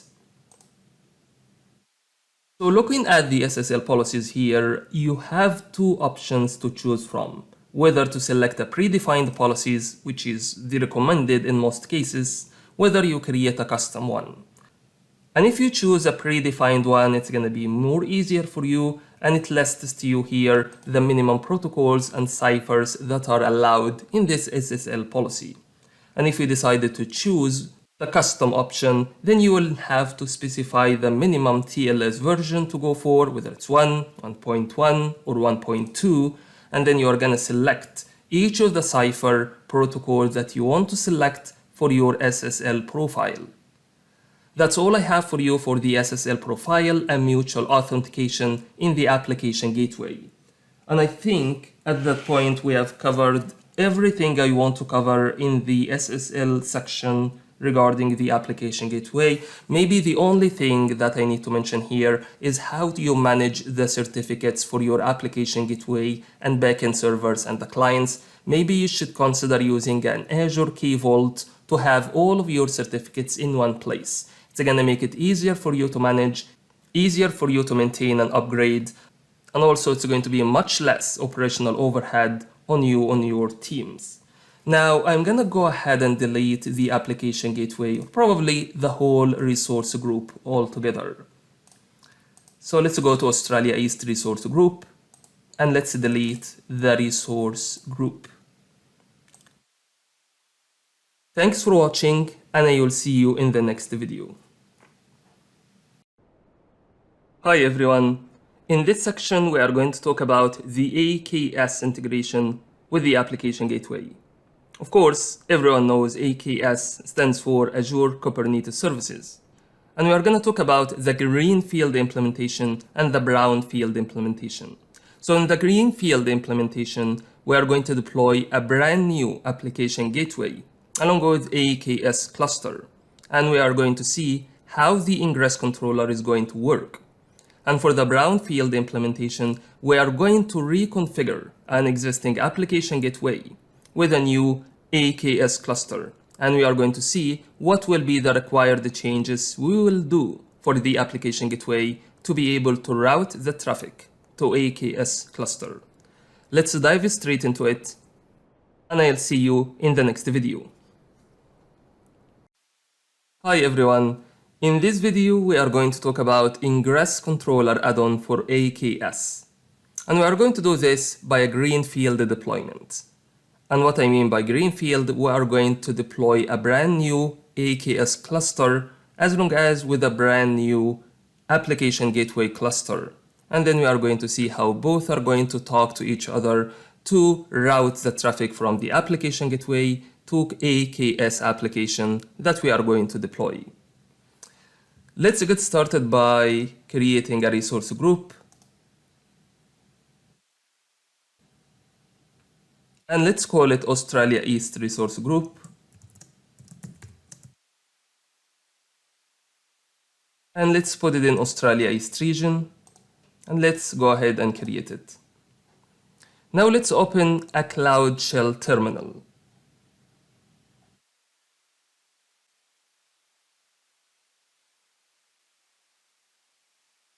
And let's paste this command that is going to install application gateway as well as Kubernetes cluster, AKS cluster. Let's go ahead with that.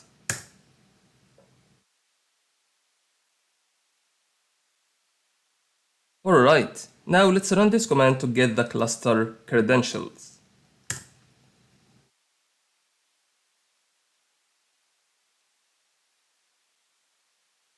And finally, let's deploy a sample application on our AKS cluster so we can test it through our application gateway. Alright, everything is now set up for us. Let's go to our application gateway and see what is the public IP address of our application gateway. But you might have noticed that the application gateway is still updating, because once we run the first command to install the application gateway and the AKS cluster, the application gateway setup hasn't finished yet. So we need to wait a little bit of time until the application gateway deployment is done, and then we can test our application gateway or the public IP address of our application gateway, and at that point it will redirect us to the sample application that we just deployed on the AKS cluster. Alright, now my application gateway is ready. Let's copy the public IP address of my application gateway and put it in the address bar and test it.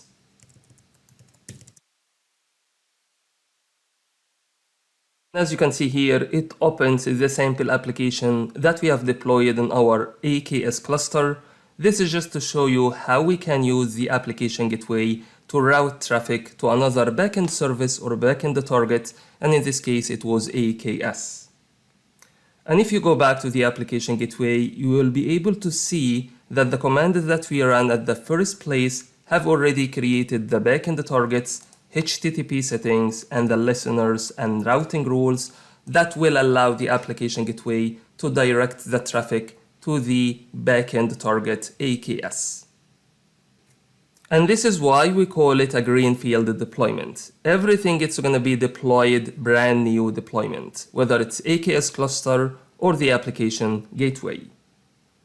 Now let's go ahead and clean things up. Let's go to the resource groups. And I'm going to delete Australia East resource group.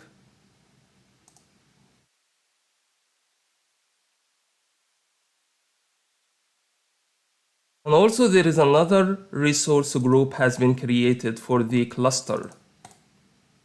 Let's go ahead and delete it as well.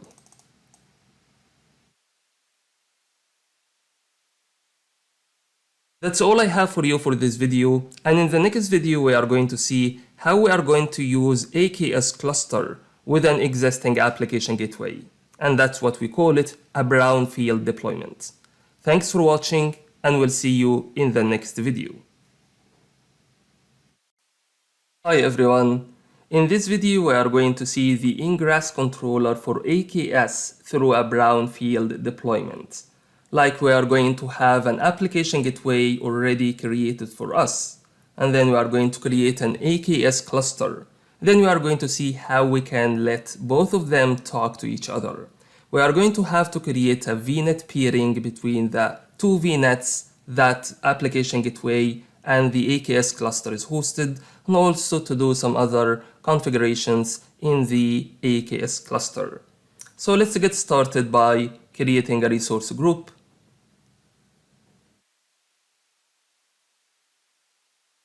And let's call it Australia East Resource Group. Let's put it in Australia East region, and let's go ahead and create it. Now let me open a Cloud Shell terminal, and let's go ahead and run this command that is going to install AKS cluster into our subscription.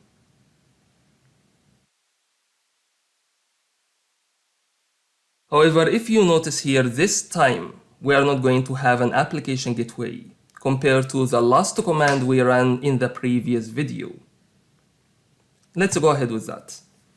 And while our cluster is being created, let's go ahead and create an application gateway.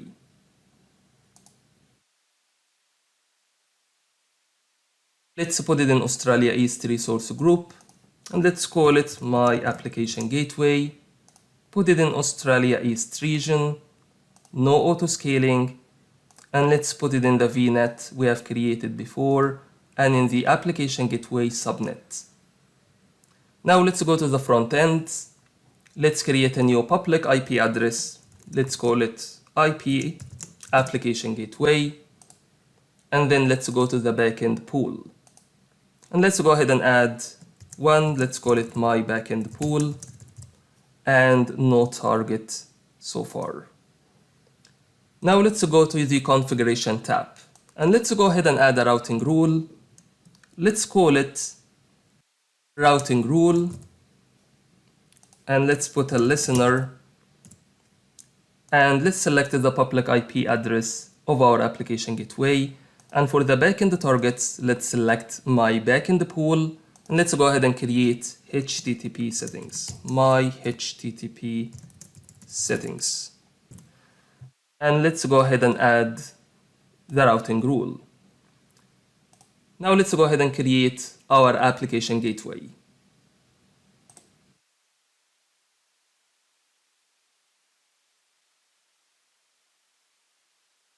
Alright, now let's go ahead and run this command to get our cluster credentials. I'm gonna change the resource group here to be our resource group, Australia East. And let's go ahead with that.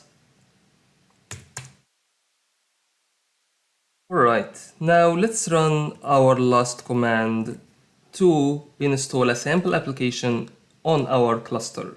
Let's go ahead with that. Alright, so we have everything ready for us now. So let's go to the AKS cluster and let's see how we are going to link both together, the application gateway and the AKS cluster. Let's browse to networking, and at the end here we are going to see application gateway ingress controller. And let's go ahead and enable it. Then you are going to choose whether to create a new application gateway or to choose an existing one. So we are going to use our application gateway that we have already created to just show you how it's going to work. And this is what we mean by the Brownfield deployment. As you can see here, I have got an error because there is an overlap between the address space in both VNets. What does this mean? So let's go to the VNets. As you can see here, this is the VNet that I've created the first place. It has address space 10.0.0, CIDR range 16. And this is a new VNet that has been created for the cluster. And as you can see, the address space is 10.0.0.0/8. And as long as there is an overlap between these two VNets, I can't make a peering connection between them. So what I'm going to do now is to go ahead and change the address space of the VNet that's been created for my Kubernetes cluster because it's really too big. So let's go to the address space, but before that, let me check the address space for our Kubernetes subnet. Probably I'm gonna copy it over and put it in the address bar for the subnet, for the VNet. And let's go ahead and save our changes.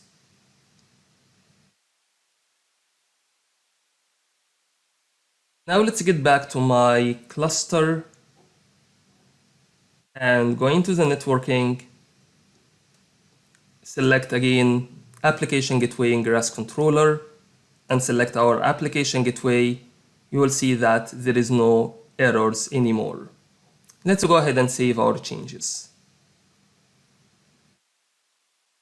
Alright, now the ingress controller has been completed for my cluster. Let's go back to the application gateway and see how this changed.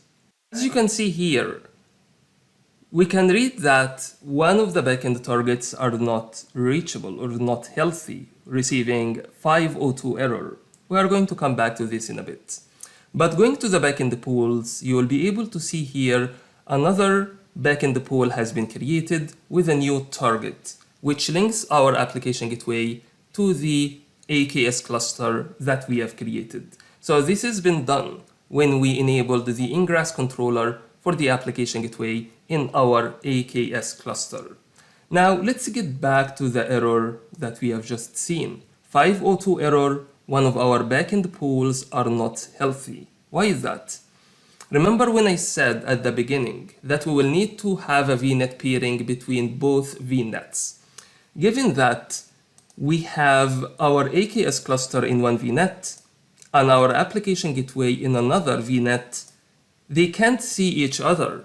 And what we need to do now is to link or have a VNet peering between these two VNets. Let's go ahead and do this. Go to peering and let's add VNet peering. Let's call it peering source. And call the remote one peering remote. And then let's select the cluster VNet peering and go ahead with that. Now the VNet peering has been created between the two VNets. Just wait a few seconds until it's been established, and then we can go ahead and test to reach to our application through the application gateway. Alright, now the VNet peering has been connected between the two VNets. Let's go back to my application gateway.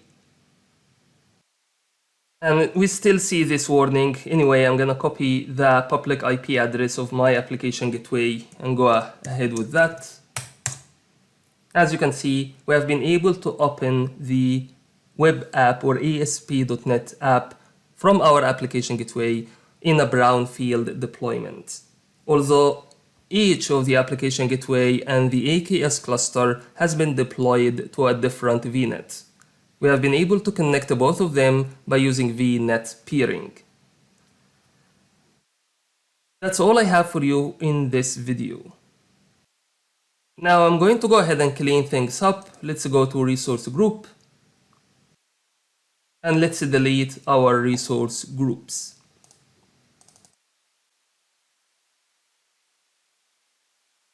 And then delete the other resource group that has our cluster.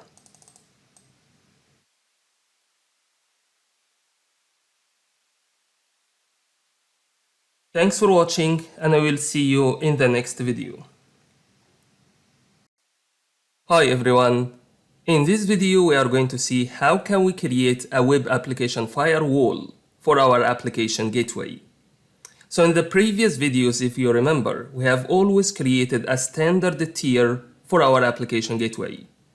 And in this video we are going to create a WAF tier for our application gateway. Let's get started and head to the application gateway and let's create one. I'm going to put it in Australia East resource group. I'm call it WAF. And I'm going to host it in Australia East region. And in the tier here, I'm going to select WAF version 2. And no auto scaling is required. And you may notice the difference here when I've selected WAF version 2, that you have to choose the firewall status, whether it's enabled or disabled. Also its mode, whether it's detection only or prevention.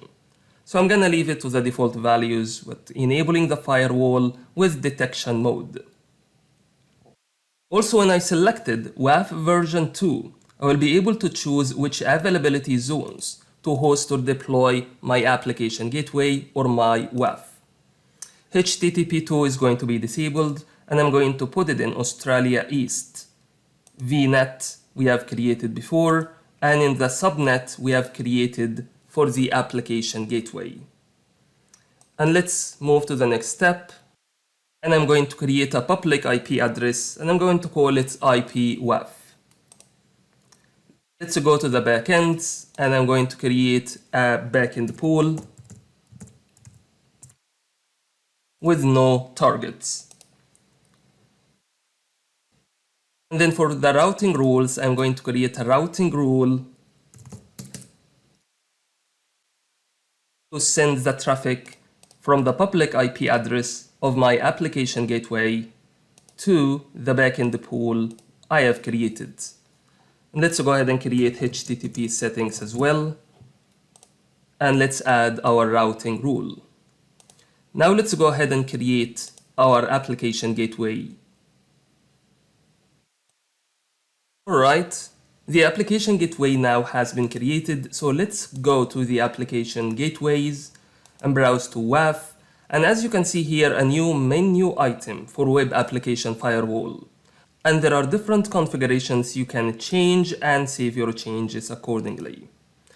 So in here, you're able to see some global parameters, like the maximum request body size. You can specify it in the Web Application Firewall settings, in addition to the file upload limit as well, if you want to put some restrictions on the size of the files that are going to go through the application gateway. Let's go ahead and have a look at the rules as well. As you can see here, the rule set has been selected to be OWASP 3. However, we are going to see how we are going to change or play around with these rules in a bit. Now let's go ahead and create a Web Application Firewall policy. And there is a reason they put it separate from the application gateway. So let's go ahead and create a new Web Application Firewall policy. As you can see here, you can specify or create this policy either for global WAF, like a front door, or a regional WAF, application gateway, or Azure CDN, and it's still in preview. So I'm gonna go ahead and create a policy for our application gateway. And I'm going to put it in Australia East Resource Group. I'm gonna call it WAF policy. In Australia East, policy state is enabled and detection mode. Now moving to the next step, you are going to specify the rule set you are going to use for the Web Application Firewall policy. As you can see here, we have selected OWASP 3.1 because 3.2 is still in preview. And while you are creating the WAF policy, you have the ability to choose from what are the policies you are going to enable or disable on your Web Application Firewall policy. So these are the different policies that are applicable for OWASP 3.1, and you can choose any of these policies and go ahead and disable it if you want. So when you create your Web Application Firewall policy, you have more freedom and flexibility to disable which policies are not going to work for your organization or which rules are not going to work for your security settings. However, we are going to keep everything to the default values, and then let's go to the next page. This is where we are going to specify our policy settings. And we have seen something similar in the application gateway itself, where you specify the maximum request body size and the maximum file upload size as well. Then moving to the custom rules. Let's add a new custom rules and see what's in there. I'm gonna call it rule 1. And I'm going to give it a priority 1. So we have a condition here. If the geolocation is coming from a request header called the location, and it's not equal to Australia, then we are going to deny the traffic. So this is just a custom rule we have created in our Web Application Firewall to block any traffic coming outside of Australia. Let's go ahead and add it, then move into the association. So in this page, you are able to associate your policy with either application gateway or HTTP listener. So let's try to do the both. Let's go for the HTTP listener, and we are going to choose the WAF we have created, and we have a listener we have created for our WAF, if you remember. And also I'm gonna go ahead and associate our policy with our application gateway we have created. And as you can see here, we have got a warning that our application gateway has already a WAF policy. And if we associated the new policy we are creating to our application gateway, it's going to override these changes. So I'm gonna go ahead with that, and I'm going to add our application gateway as well. And now let's go ahead and create our WAF policy. Alright, now our WAF policy has been created, so let's head straight to it. And in here you will be able to manage your policy settings and your managed rules as we have created OWASP 3.1, and also the custom rule that we have created to block any traffic coming outside from Australia. And you are able to see the associated gateways as well, application gateways. We have associated it to the whole gateway instance in addition to a specific listener for the application gateway. That's all I have for you in this video. Now I'm gonna go ahead and clean things up. So I'm going to delete the WAF application gateway I have created before. Alright, now my application gateway has been deleted. Let's go ahead and delete the WAF policy I've created before. That's all I have for you in this video. Thanks for watching, and I'll see you in the next video. Hi everyone. In this section, we are going to see how can we monitor our application gateway by configuring diagnostic settings. And we are going to see what are the important metrics that you need to keep an eye on to ensure that your application gateway is functioning well. And also we will see how can we set up some alert rules so you are going to get notified if the selected metrics have exceeded a certain threshold. Then we are going to see how can we use the log analytics workspace to see more details about our application gateway routings. And finally, we are going to see the health probes and how can we use it to determine the backend health of our application gateway. That's all I have for you in this video. It's an introductory video to give you a bit of information about the next few videos. Let's dive straight into it. Thanks for watching, and I'll see you in the next video. Hi everyone. In this video, we are going to talk about the diagnostic settings for the application gateway. So let's get started and go to the application gateway I've created, and let's scroll down to diagnostic settings. As you can see here, when you go ahead and create diagnostic settings, you will have an option to choose from different log categories. Obviously, first I need to put in a name, my settings. And in here, you are going to see different log categories, and we're gonna go through them one by one quickly. The first log category we have in here is the access log, application gateway access log, which allows you to see the access patterns for your application gateway, allows you to see the caller IP address, requested URL, response latency, return code, bytes in and out from your application gateway. And the access logs are collected every 60 seconds. And coming to the second category we have here is the performance log, which allows you to see how your application gateway instances are performing. Using the performance logs, you will be able to see different information, like total requests being served by your application gateway, and the total throughput in bytes, total requests served, failed request counts, and the number of healthy and unhealthy backend instance counts as well. All of these things are going to be collected every 60 seconds in the performance log. And finally, we have the firewall log, which shows you the different prevention mode of your application gateway. Whether you set it for detection mode or prevention mode, you are going to see all of this information in the firewall logs. And similar as before, firewall logs are collected every 60 seconds. So I'm going to go ahead and select all logs and all metrics. And I'm going to send all of these data to a log analytics workspace. Obviously, I need to go ahead and create one. So let's create log analytics workspace.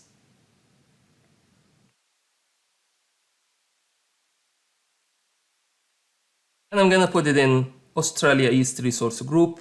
And I'm going to call it my log analytics workspace. And I'm going to put it in Australia East region. And let's go ahead and create my log analytics workspace.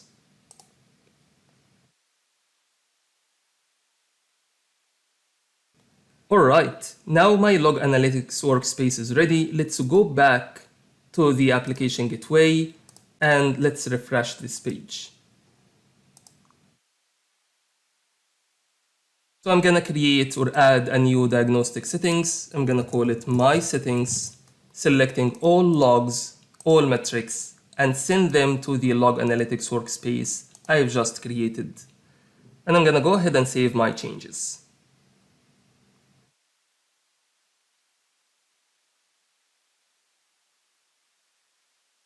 As you can see here, my diagnostic settings has been applied to the application gateway. That's all I have for you in this video. Thanks for watching, and I'm gonna see you in the next video. Hi everyone. In this video, we are going to talk about the application gateway metrics. And you can go to the application gateway metrics by browsing to the monitoring section and head straight to metrics.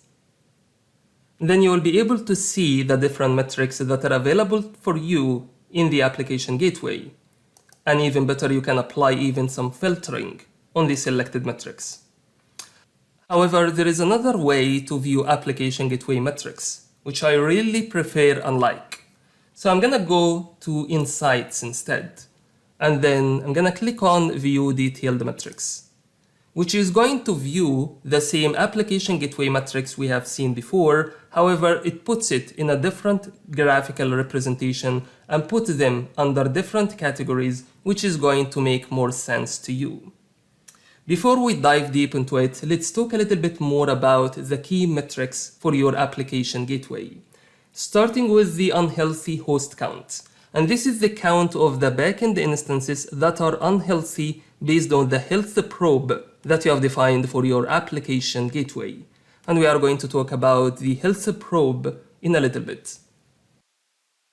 Having the failed requests count, which is the count of the failed number of requests. And in application gateway version 2, this is the number of 500 response codes been returned from your application gateway.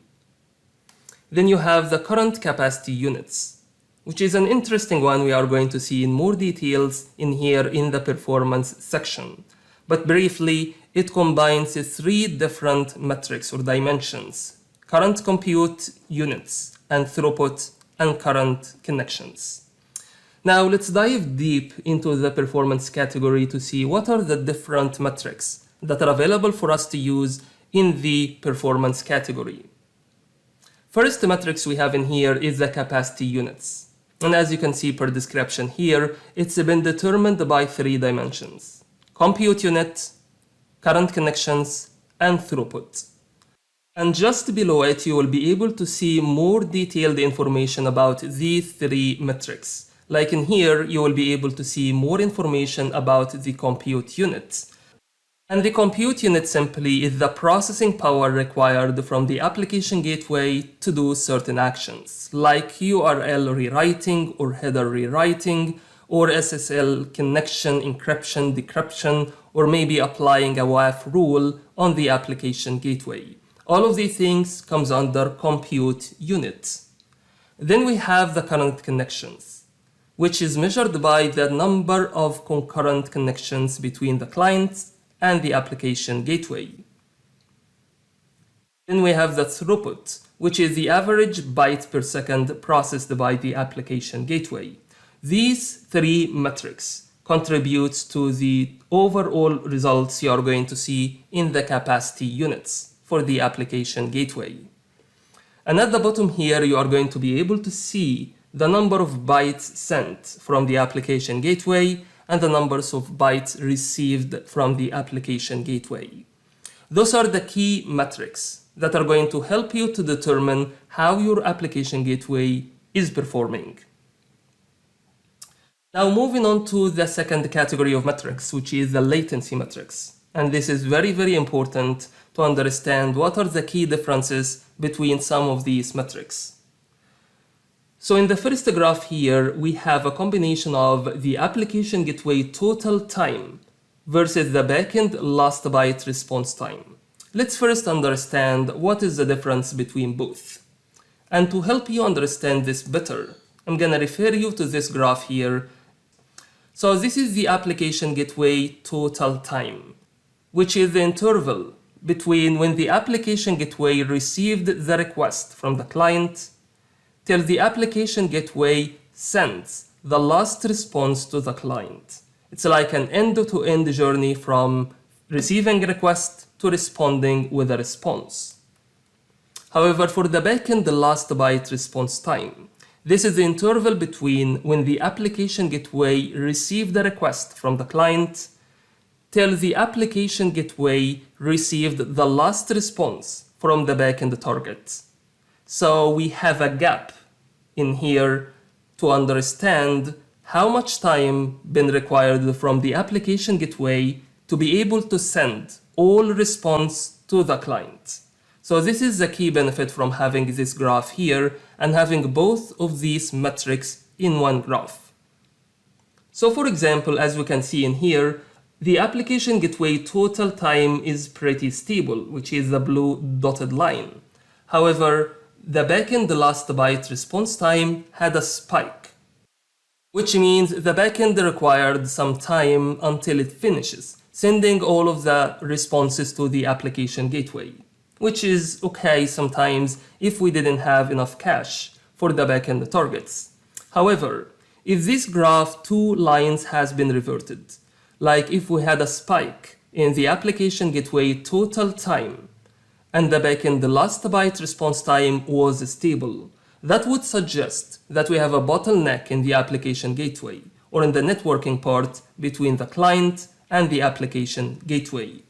Getting back to the graph here, if we had a spike in the total time here, means that the application gateway took too much time until it forwarded the responses it received from the backend target to the client, which you might suggest that you need to launch an additional application gateway instances or maybe improve the networking between the client and your application gateway. However, it's not gonna be a decision you are gonna decide based on this matrix only, but you are gonna look at the other metrics to see how you can overcome this challenge. Now moving to the second graph we have here, which combines 3 key metrics. First one is the backend connect time. Second one is the backend first byte response time. And the third one, backend last byte response time. Let's look at the graph to understand what is the difference between these 3 metrics. So the backend connect time, just the time that it took to establish a connection between the application gateway and the backend targets. As simple as that. And the backend first byte response time is the interval between when the application gateway sends or started to establish a connection with the backend targets till the application gateway started to receive the first response from the backend targets, while the backend last byte response time is the interval between when the application gateway started to establish a connection with the backend target until the application gateway received the last response from the backend target. Having these 3 metrics in one graph will help you to understand more where is the latency is at, whether it's in the backend server side or whether it's in the application gateway side. So let's get back to our graph. Now looking at our graph here and try to analyze it a little bit, what will happen if we have a spike in the backend first byte response time? That might suggest that the backend server took too much time until it started to send responses to the application gateway. And in this case, the backend server might be the reason of the latency for our graph. However, if we had a spike in the backend last byte response time, that might suggest that the backend response is too big, that took too much time until it completely finished sending the full response to the application gateway.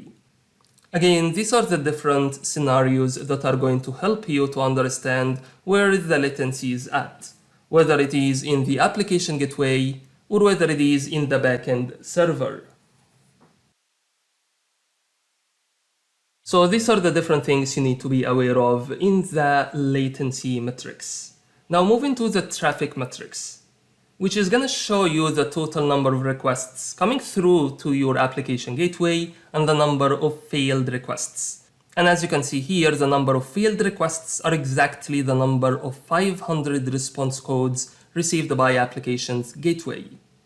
And also you are able to see the different numbers across different response code categories, 400s, 300s, and 200s. And also at the end here, you are going to see the number of requests been received for different TLS versions, whether it's 1, 1.1, or 1.2. Now moving on to the backend metrics, which is quite important to keep them side to side with the application gateway metrics. Because sometimes when you get an error, you can't decide whether the error in the application gateway itself or actually the error in the backend server, and you need to do something about it. So having these two metrics next to each other, the application gateway metrics and the backend metrics, are going to help you a lot to determine where is the problem and how we are going to solve it. The first metrics we have here is the healthy host count, which tells you how many healthy hosts you have in your application gateway according to the health probe configurations that we are going to talk about in the next video, in a future video, maybe not the next one. And then you have the unhealthy host counts as well that we have talked about at the beginning. And then you have the different response codes received from the backend servers. Interesting point here is that there is 0 response code received under 500 category. However, in the previous screen, we had 10 failed requests under 500 response code category. That would tell you that the 500 response code is caused by the application gateway, not from the backend server, because here at the backend server, there is no 500 response code has been returned from the backend target. And for the billing metrics, there is an estimated build capacity units, which is measured by consumption based, and there is a fixed cost as well, which you are able to see in these graphs here. These are the most important metrics that you need to be aware of for your application gateway. And trust me, it's going to help you to troubleshoot and diagnose and know where exactly the issue is at in your application gateway. And this is not the end of the journey for the metrics. So in the next video, we are going to see how we are going to set alerts to notify you when some of the metrics exceeded a certain threshold that you are going to specify according to your requirements in your organization. That's all I have for you for this video. Thanks for watching, and I'm going to see you in the next video. Hi everyone. In this video, we are going to talk about alerts in the application gateway. If you remember, in the previous video, we have talked about the metrics and how the metrics will give you some visibility on what's going on in your application gateway. It will allow you to see where is the problem and what is the problem in your application gateway. And definitely, you are not going to be looking at the metrics screen 24/7, so you can detect if something wrong happened with your application gateway. So we want to have some kind of automation that are going to tell you or notify you if a certain metrics has gone beyond or below a certain threshold that you are going to define. And this is exactly what the alerts are doing. So let's go ahead to our application gateway and let's create an alert. So I'm gonna go ahead and create an alert rule. I'm gonna make it on a specific metric. Let's call it failed requests. And if you remember, the failed requests are the number of 500 response codes that our application gateway has responded with. So it's going to be a good indication for us to know if there is any fault in our application gateway. And selecting a dimension name here for our metric, and I'm going to select all current and future values. Because if I've selected it for the current backend pool, and I updated the application gateway adding more backend pools for future, probably the new backend pools are not going to be included in this alert rule. So by selecting all current and future values is going to ensure that for all future backend pools I might add to my application gateway, they still are going to be evaluated by this alert rule. Now, when it comes to the alert threshold, we have two options, whether to choose the static or dynamic. And it's a pretty simple and straightforward, where we are going to define the threshold value for our alert. So if we have got more than 10 500 response codes over a 5 minutes period, then the alert is going to trigger and notify us that there is something wrong in our application gateway. And also you can have a dynamic alert type by specifying the threshold sensitivity, whether it's high, medium, or low. And for this case, if it's a 500 error, you want to make the sensitivity is high, because it's not very common for your application gateway to start responding with 500 response codes. And you want to be notified straight away when your application gateway started to respond with 500 response codes. So I'm going to save my changes, and then moving to the actions here, you can add an action group or create an action group. Let's go ahead and create an action group.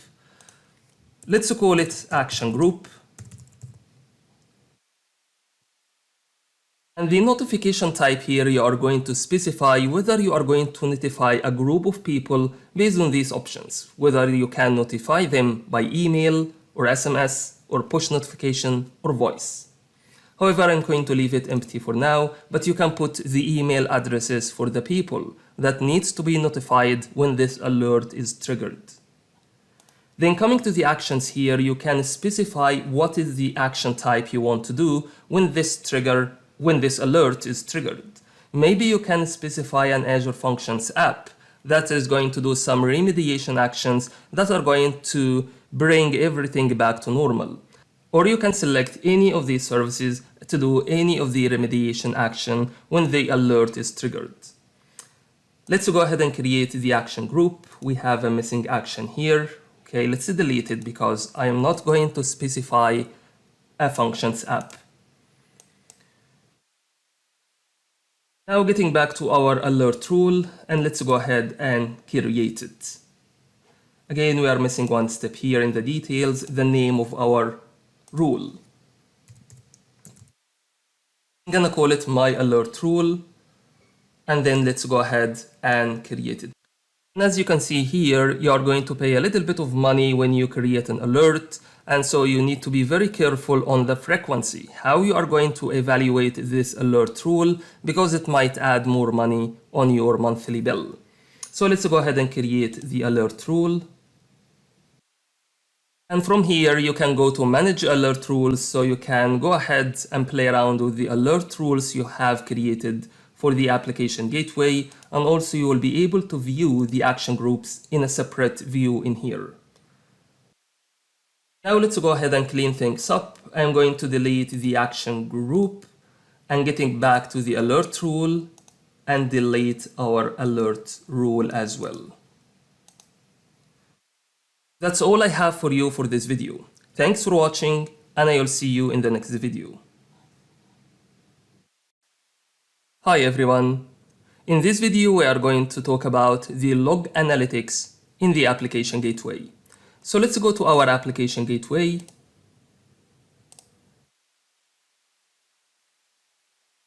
And let's scroll down to the logs. But if you remember, previously in the Diagnostic Settings video, we have set up Diagnostic Settings to our application gateway. So let's go ahead and review this quickly. So we have configured our Diagnostic Settings for the application gateway to send all logs, access logs, performance logs, and firewall logs, in addition to the metrics, to the log analytics workspace we have created before. If you want to know the difference between these different categories of logs, I recommend you to revisit the Diagnostic Settings video for the application gateways. So after we have set up our Diagnostic Settings to send these different kind of logs to the log analytics workspace, we will be able to see or view different logs in the logs section here in our application gateway. And as you can see here, there are predefined queries already you can use straight away to tell you what are the different status in your application gateway. So probably I'm gonna go ahead and run errors by URI query and see what kind of results we are gonna be getting. And as you can see here, for the last 24 hours, the query shows me the aggregated values of the requested URIs that's been through the application gateway.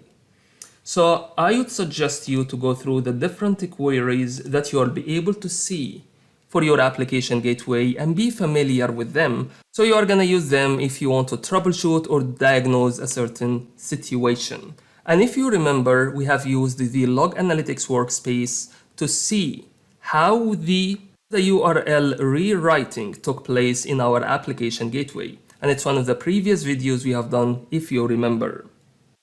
Now, one important thing you need to be aware of. Let's go to the log analytics workspace. And let's select my log analytics workspace and let's go to usage and estimated cost. And as you can see here, there are two important options. Data retention. So in this, you are going to specify for how long you want to retain the data in the log analytics workspace. The minimum value is 30 days, maximum value is for 730, and you can choose how long you want to retain the data for your log analytics workspace.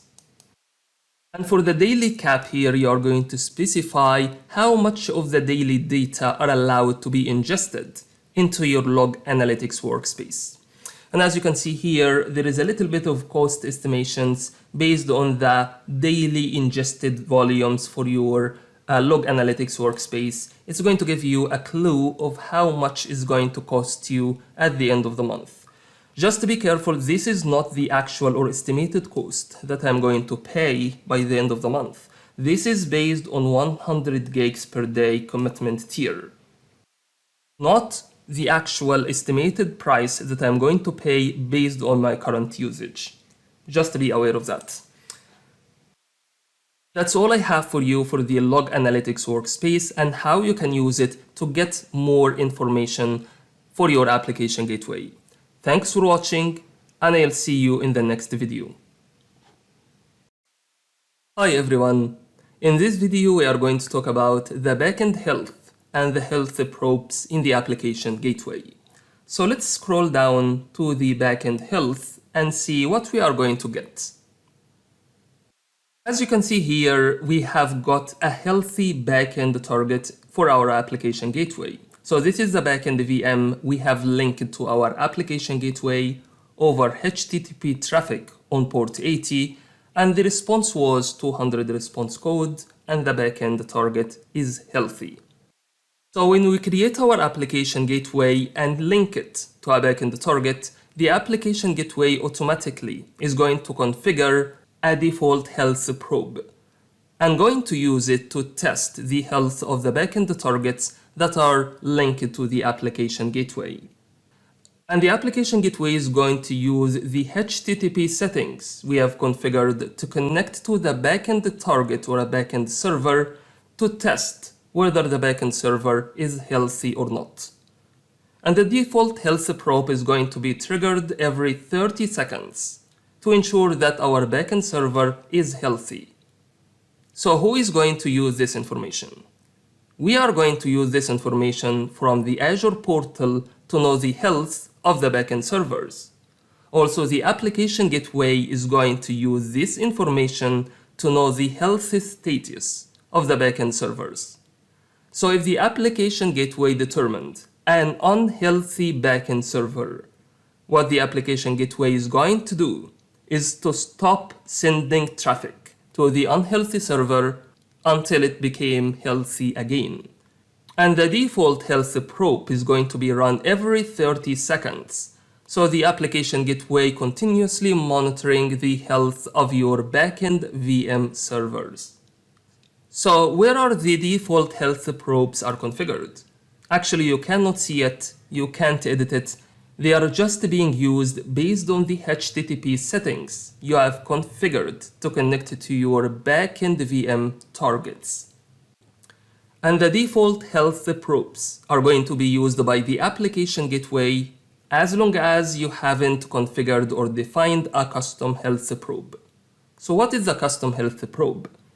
So if you go to health probes in here, and let's go ahead and create a custom health probe. Let's call it custom health probe.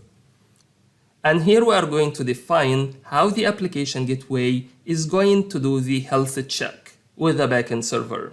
So I'm going to put the IP address of my VM and then the path here, \. And what's interesting, in the custom health probes, you get to define the interval in seconds. The default is 30 seconds, as I said before, in the default health probe, but you can configure it to be much less than that or much longer than that based on your situation. And also you get to define the timeout and the unhealthy threshold. Also you get to choose the HTTP settings that the application gateway health probe is going to use to perform the test or monitoring the health of the backend VM.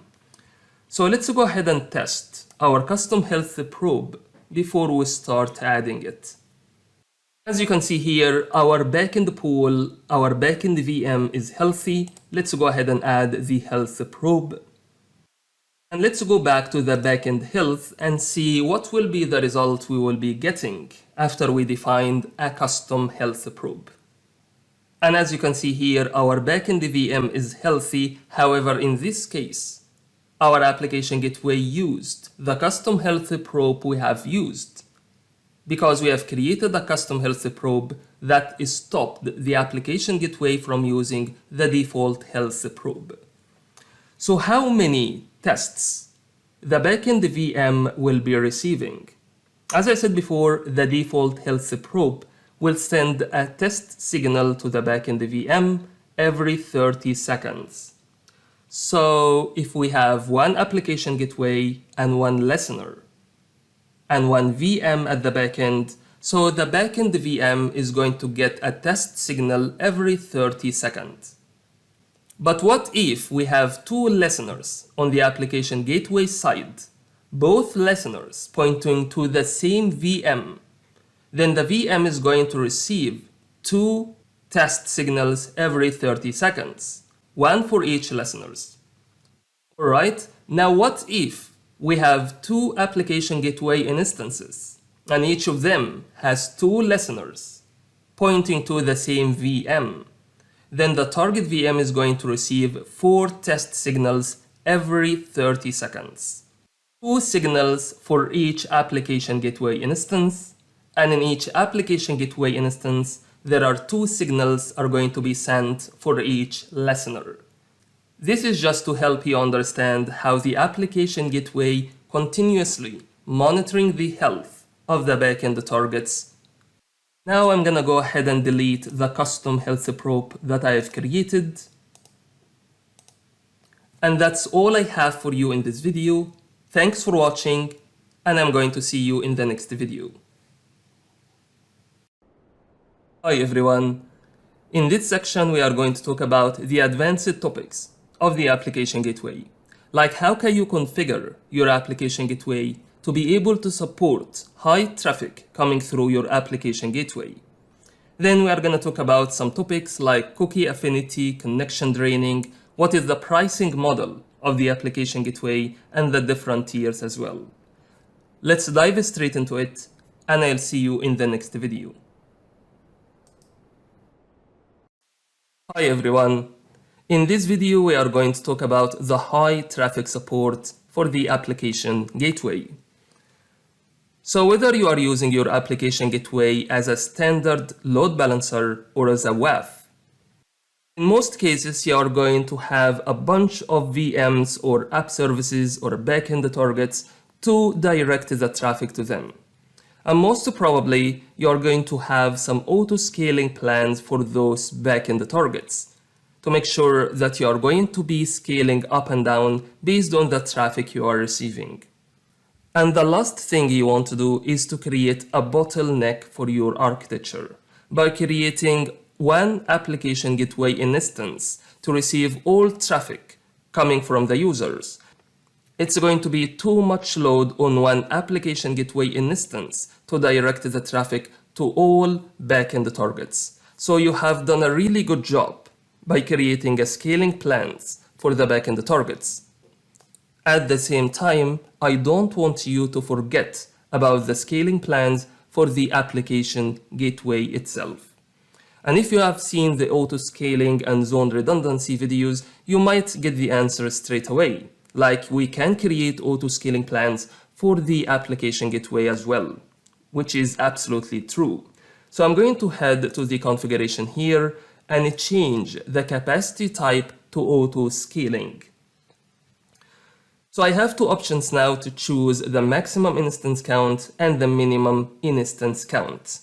And since I have version 2, I can have up to 125 instances for my application gateway. And this is the maximum number of instances I can have for my application gateway. And let's assume that the peak load for my application gateway requires only 50 instances, 50. Again, it wouldn't be a problem by specifying the maximum instance count too high, because again, I have created enough buffer in case of my application gateway started to get unexpected traffic. But when it comes to specifying the minimum instance count, it can be too tricky. Because if I specified 5 instances only, then it might be a problem or another bottleneck in the architecture.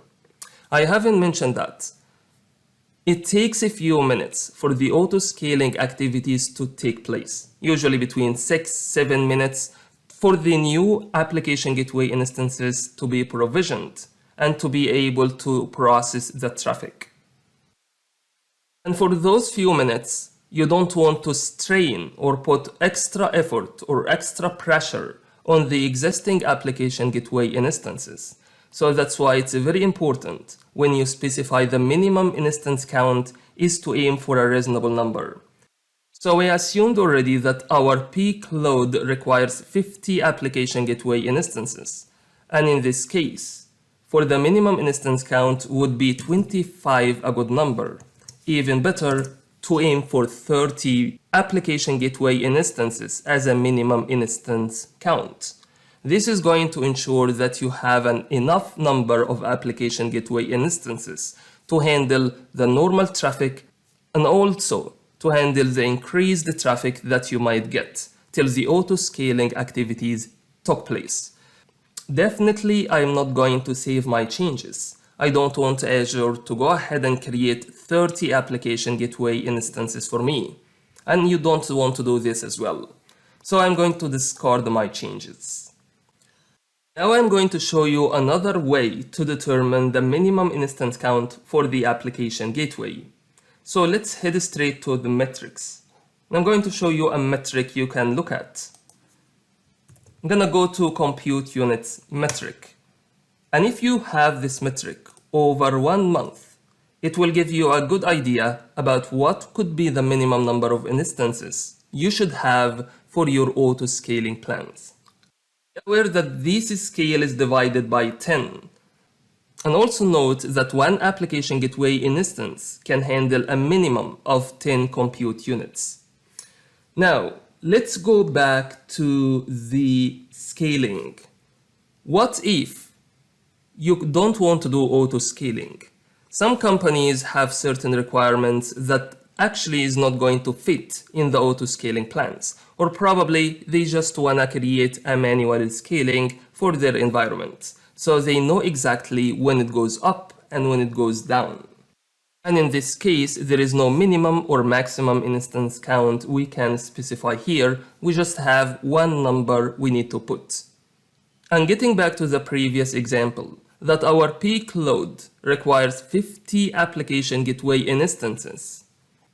If we put this number in the instance count for the application gateway here, again, it's going to be a bottleneck for the architecture because there is no room to handle any unexpected traffic that might come through the application gateway.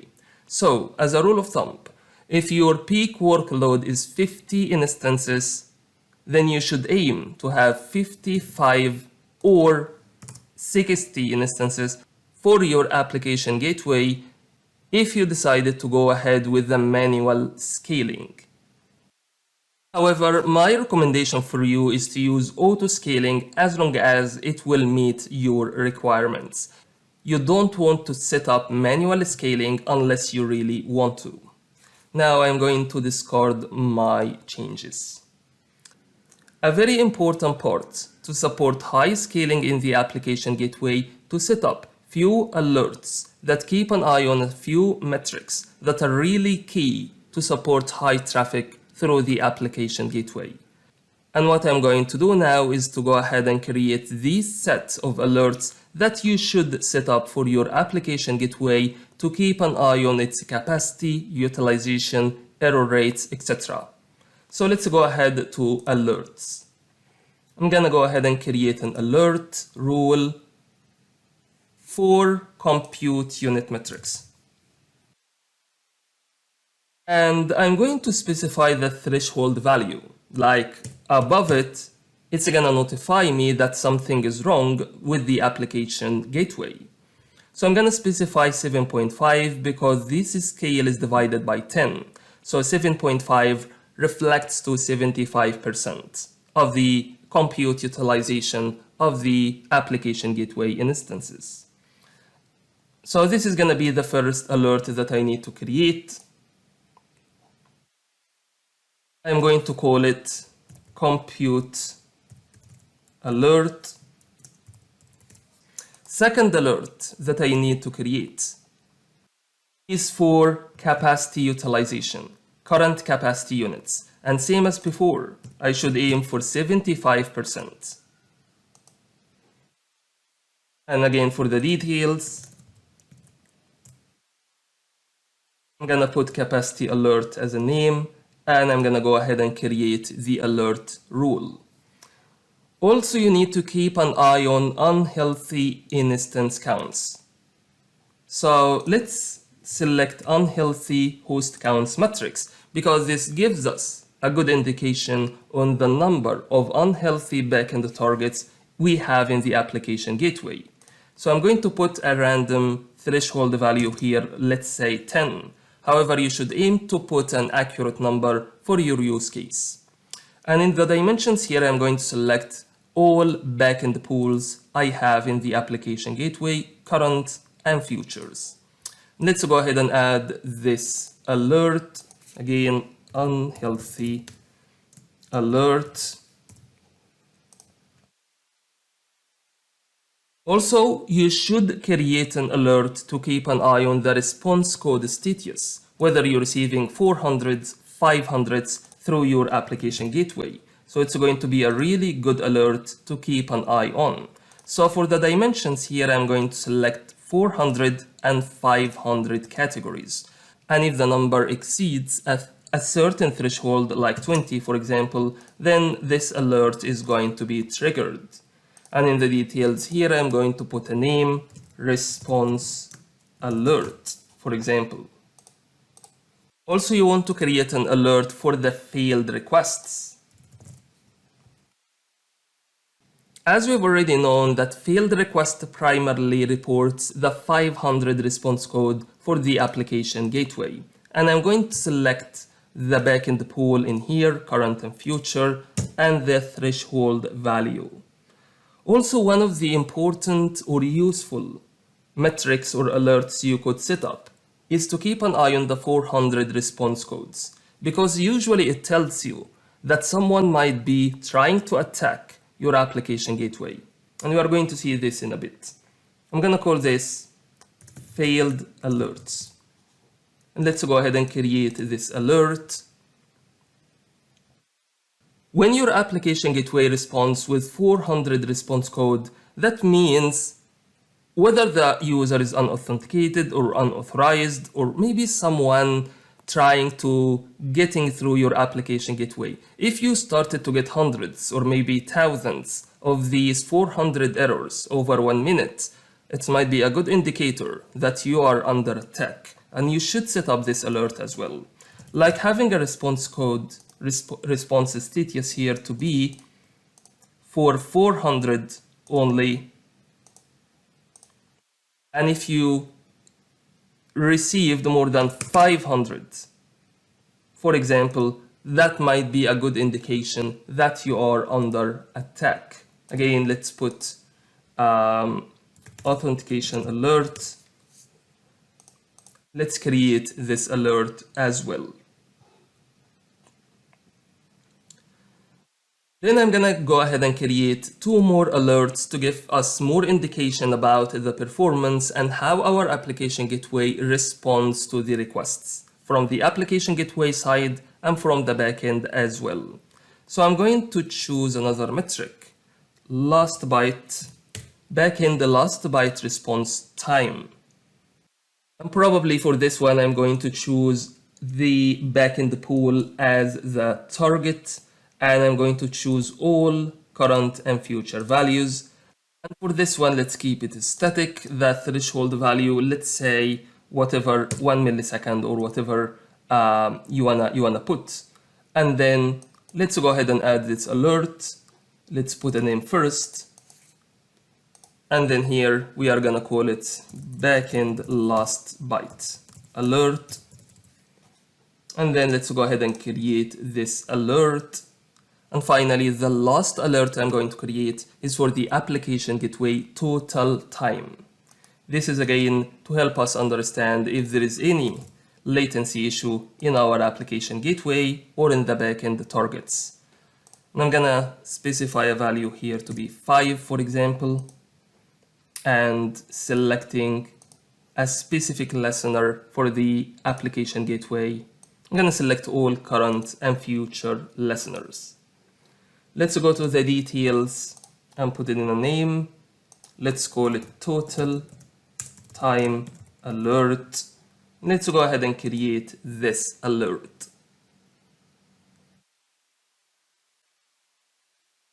So these are the different kind of alerts that you should set up for your application gateway in order to keep an eye on the high traffic support for the application gateway instances. This is not to say that other metrics are not important. We are focusing here on high traffic support for the application gateway, and we selected the right metrics that are going to be useful for us for this scenario. Now I'm going to go ahead and delete all of these alert rules I have created.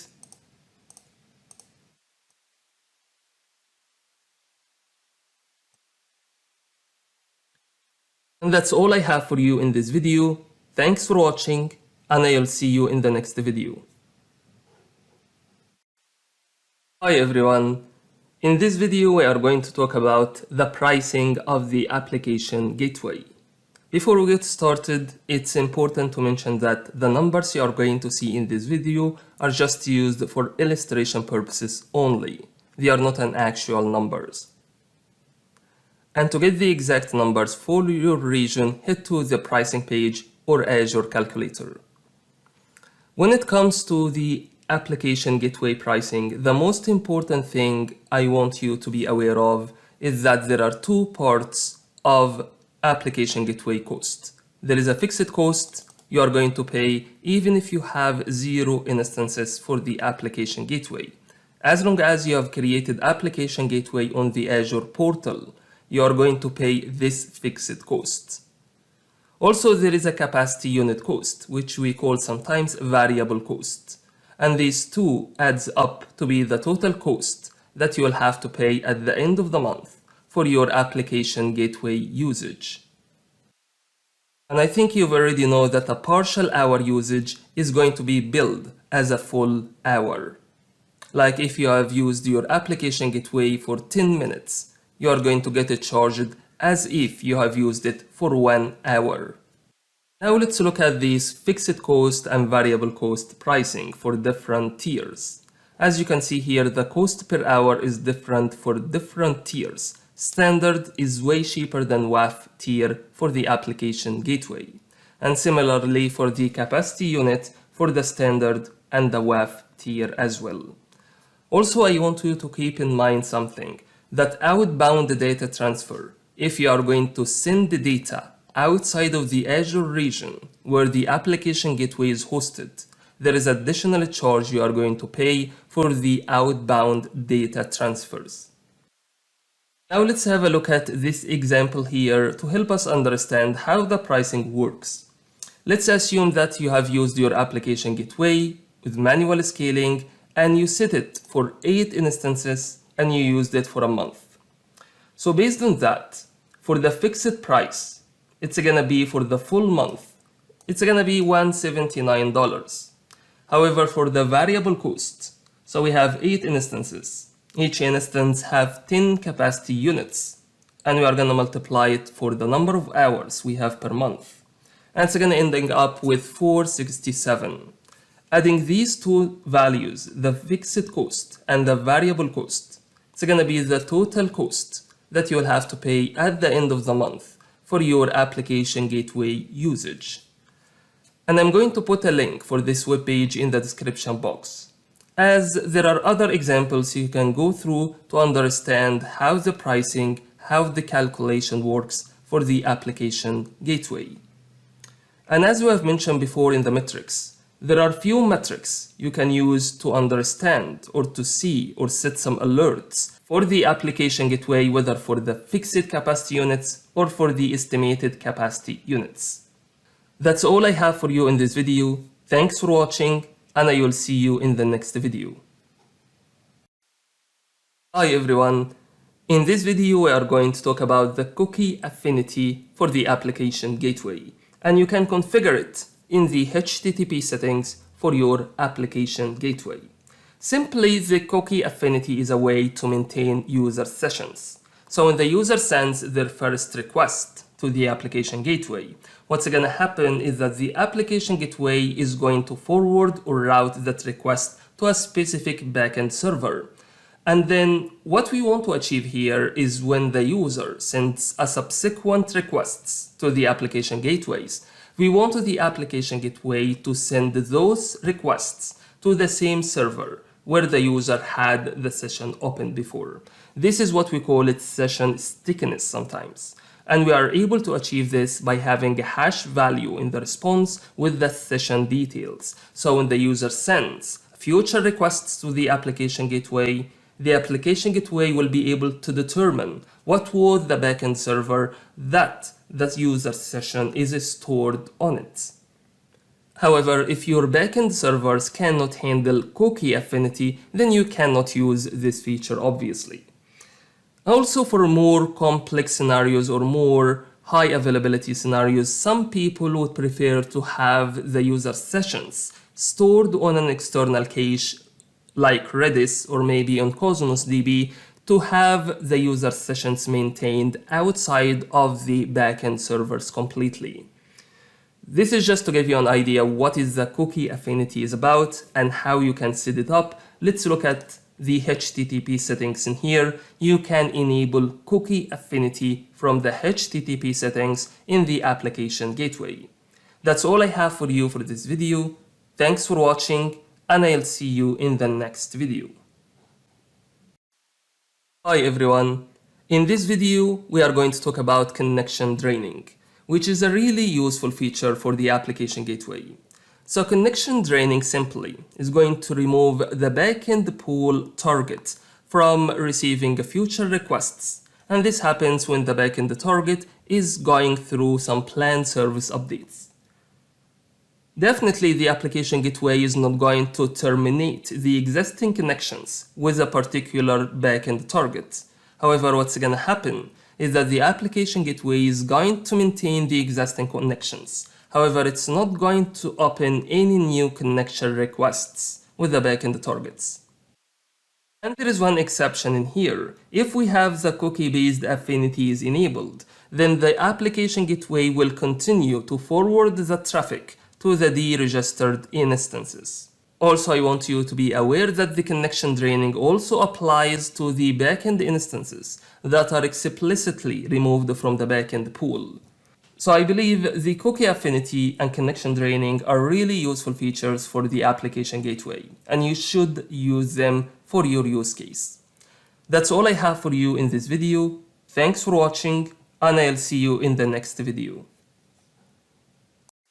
Hi everyone. In this video, we are going to talk about the custom error pages for the application gateways. So we already seen what's gonna happen when the application gateway cannot reach to one of the backend targets. The application gateway is going to respond with 502 bad gateway response code to the end user. And what the custom error pages is going to do is to provide your own branding and own layout to the end user, so you are going to have a better user experience for the end customer. And there are different scenarios in which you want to implement a custom error pages for your application gateway. When you have a maintenance scenario, like some of your backend targets are not available for any reason, and if the user will be trying to hit these backend targets, going to receive 502 bad gateway response. Or maybe the user is trying to access some pages that the user is not authorized to access them. So these are the two main scenarios for the custom error pages. It's going to be useful if you have your own brand and a custom layout to make a good user experience with the end customer. And when it comes to creating the custom error pages, you could create either a global custom error page that would apply on the whole application gateway instance, or you could create a custom error page on a specific listener, or you could apply them on both. However, when it comes to the global custom error page, it's not supported through the Azure portal yet. And what I'm gonna do, I'm gonna refer you to this web page, and I'm going to put a link to it in the description box. So you can use Azure PowerShell to create a global custom error page for your whole application gateway instance. However, what I'm going to show you now is how to create a custom error page on a listener.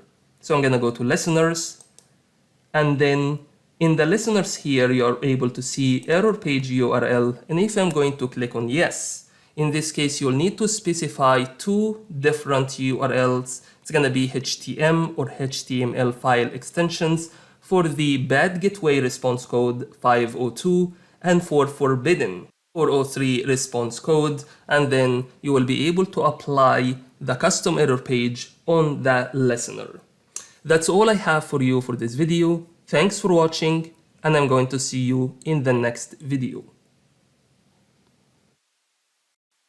Hi everyone. In this video, we are going to talk about application gateway support for WebSockets. WebSockets are going to be very useful in fast, time-sensitive applications like game applications, dashboards, or a chat application. And the reason for the WebSockets, it's very fast and reliable because it operates at TCP connection. So at first, the client does a handshake with the web server through HTTP connection. And once the handshake is completed, then the connection is going to be upgraded from HTTP to TCP, which is going to be more faster and reliable than HTTP or HTTPS. And actually, to allow a WebSocket communication, there is nothing different you are going to do from the application gateway, because you can have a WebSocket communication over HTTP or HTTPS settings in the application gateway. You just want to make sure that your backend target is supporting WebSocket communications. That's all you have to do, and then you will be able to have WebSockets communication in the application gateway. That's all I have for you for the WebSockets. Thanks for watching, and I'll see you in the next video. Hi everyone. In this video, we are going to talk about the different features in different application gateway versions, version 1 versus version 2. And I'm going to put a link for this web page in the description box.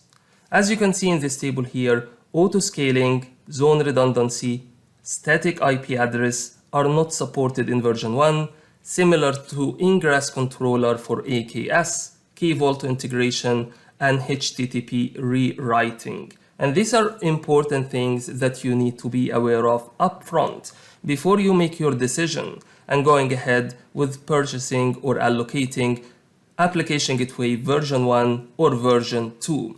If you would need any of these features in your application gateway, then probably it's gonna be a better choice if you go ahead with version 2 from the beginning. Also be aware of that application gateway version 2 is not currently available in few regions, so please make sure you check that before you provision your application gateway version 2 in any of these regions.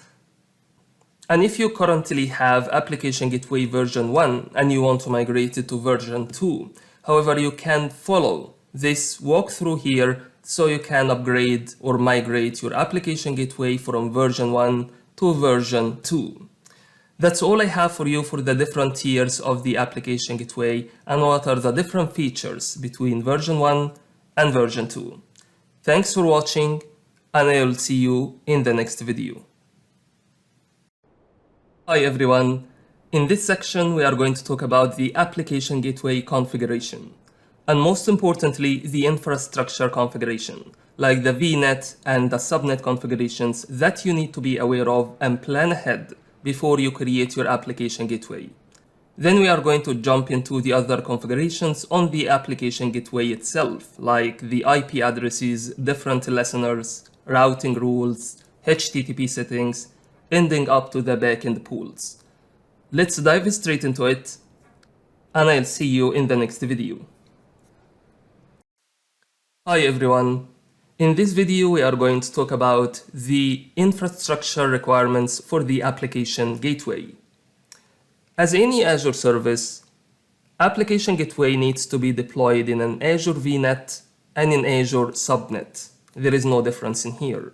But when it comes to Azure subnets, there are few things you need to be aware of. And it's going to be better if you plan ahead how you are going to have the size of your subnet that you are going to deploy the application gateway in it. First thing you need to know that Azure reserves 5 IP addresses in every subnet you create in Azure. The first 4 IP addresses and the last IP address. So if you are going to plan to have 15 application gateway instances in a certain subnet, you wanna add the 5 reserved IP addresses by Azure. So you are gonna end up having 20 IP addresses for your subnet. 5 are going to be used by Azure and the 15 are going to be used by the application gateway instances. And if you apply the same thinking, and if you want to deploy 27 application gateway instances, by adding up the 5 IP addresses reserved by Azure, then you are going to end up having 33 IP addresses required to be free and available in your subnet. So generally speaking, when you want to deploy application gateway version 1 or WAF version 1, both of them can support up to 32 instances. So it's going to be better if you design your subnet having a 26-sided range for the subnet. This is going to ensure you are going to have enough address space in your subnet so you can scale your application gateway instances in future if you want to. However, when it comes to application gateway version 2 or WAF version 2, both can support up to 125 instances. And it's recommended to have subnets with a sided range to 24. Again, this is going to allow more address space in your subnet to allow more room for scalability. These are just a general information you need to be aware of when it comes to the subnets where you are going to deploy your application gateway.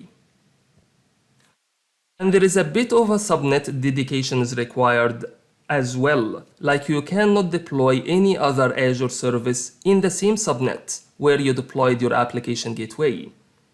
However, you can deploy additional application gateway instances in the same subnet, and you can deploy a new application gateway altogether in the same subnet without any problems. However, you cannot combine both application gateway version 1 and application gateway version 2 in the same subnet. Both have to be in a separate subnets. These are just a few subnet dedications you need to be aware of when it comes to the application gateway. And when it comes to network security groups, you can apply them to the application gateway as well. However, you need to make sure that you allow the incoming traffic on these ports for version 1 and these ports for version 2. This is to ensure that Azure will be able to route traffic to your application gateway instance. And for the outbound internet connectivity, you want to make sure that it's not blocked. Like you don't remove the default outbound rule, or you don't create any other outbound rule that are going to block the default outbound rule for the internet connectivity. And finally, you want to make sure that the traffic coming from Azure Load Balancer tag to any subnet must be allowed. This is all I have for you for the infrastructure setup for the application gateway. And I'm going to put a link for this web page in the description box. Thanks for watching, and I will see you in the next video.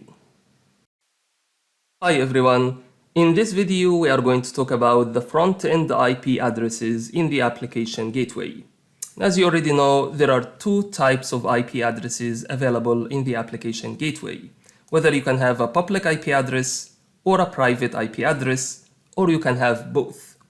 However, if you want to have only a private IP address for your application gateway, it's only supported for version 1. As you can see here, Application Gateway version 2 cannot have only a private IP address, but it can have both private and public IP address.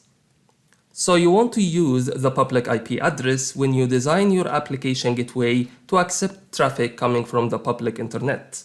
However, you want to aim to use the private IP address if you want to design your application gateway to work as an internal load balancer and accept the traffic from internal systems or internal components you have deployed internally in Azure. So when it comes to the public IP address, you can create either a static or a dynamic IP address, and for the private IP address, it has to be in the same subnet range we have created before. That's all I have for you for the front-end IP addresses for the application gateway, and I'm going to put a link for this web page in the description box. Thanks for watching, and I will see you in the next video. Hi everyone. In this video, we are going to see application gateway listeners. And we have already created multiple listeners while we created different application gateways in previous videos. So simply, the listener is checking for incoming connection requests for the application gateways on a specific port, IP address, and protocol.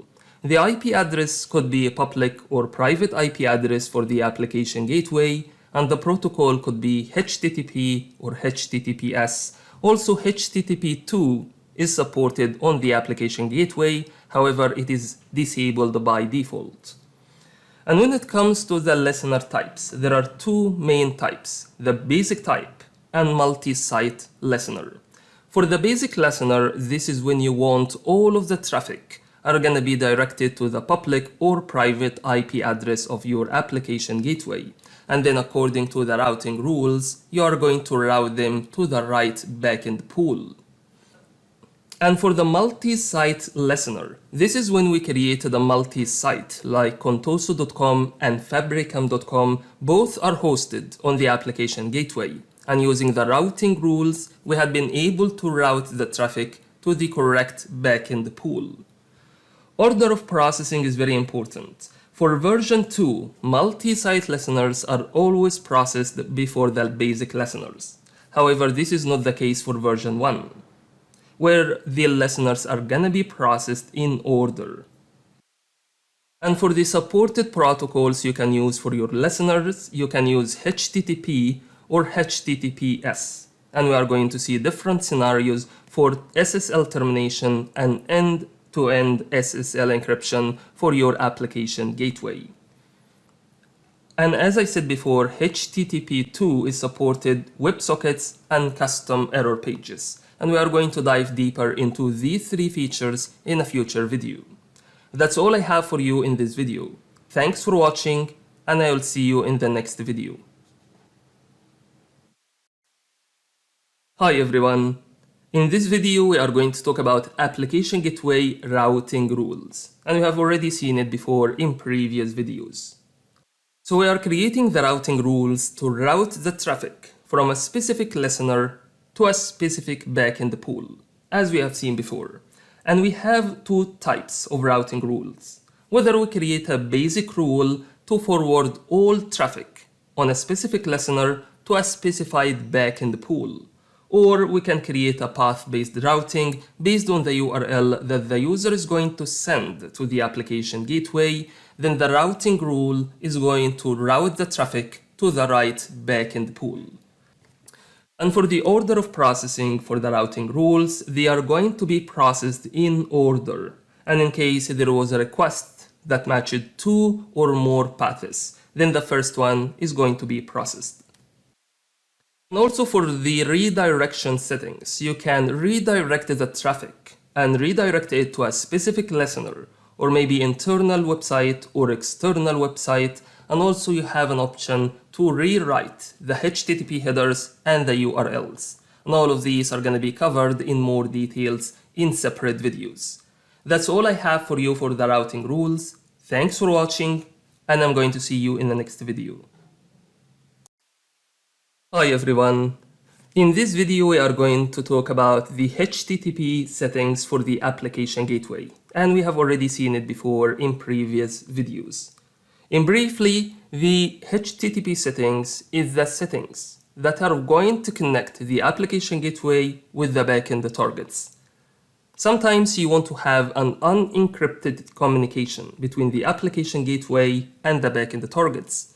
And sometimes if you have a more stringent security requirements, then you want to implement end-to-end security from the client till the backend target, then you want to implement HTTPS connection between the application gateway and the backend target. And there are few options in the HTTP settings like connection draining, Cookie-Affinity, which we are going to cover in more details in a separate video. That's all I have for you for the HTTP settings. Thanks for watching, and I will see you in the next video. Hi everyone. So throughout this course, we have been using the virtual machine as the backend target for our application gateway. And I'm sure some of you already are asking, what are the different targets we can have as a backend pool for the application gateway? And in this video, we are going to see what are the different backend targets we can link to our application gateway. So we can link our application gateway to network interface or virtual machine scaled sets, and this also includes virtual machines, or public IP address, or private IP address, or FQDN, which is fully qualified domain name, or multi-tenant backends such as app service. I want you also to keep in mind that the backend targets doesn't have to be in the same availability set. Like the application gateway can have a virtual machine as a backend target, while the virtual machine is in a different cluster or different region or maybe outside Azure, as long as it's reachable to the application gateway. As long as there is a connection between the application gateway and the VM, then we can link them together and we can make that VM as a backend target for the application gateway. And if you are linking the backend pool to an internal IP address, it has to be in the same VNet where the application gateway is hosted. However, if you wish to associate a private IP address that sits outside of the VNet where the application gateway is hosted, then you need to have a VNet peering or VPN gateway between the VNet where the application gateway is hosted with the other VNet that has the private IP address as well. You can have any VM on-premise as well as a backend target for your application gateway, as long as they are connected either through Azure Express Route or VPN tunnel through VPN gateways. This is just to give you an idea about what are the different backend targets you can have for your application gateway. That's all I have for you in this video. Thanks for watching, and I'm going to see you in the next video.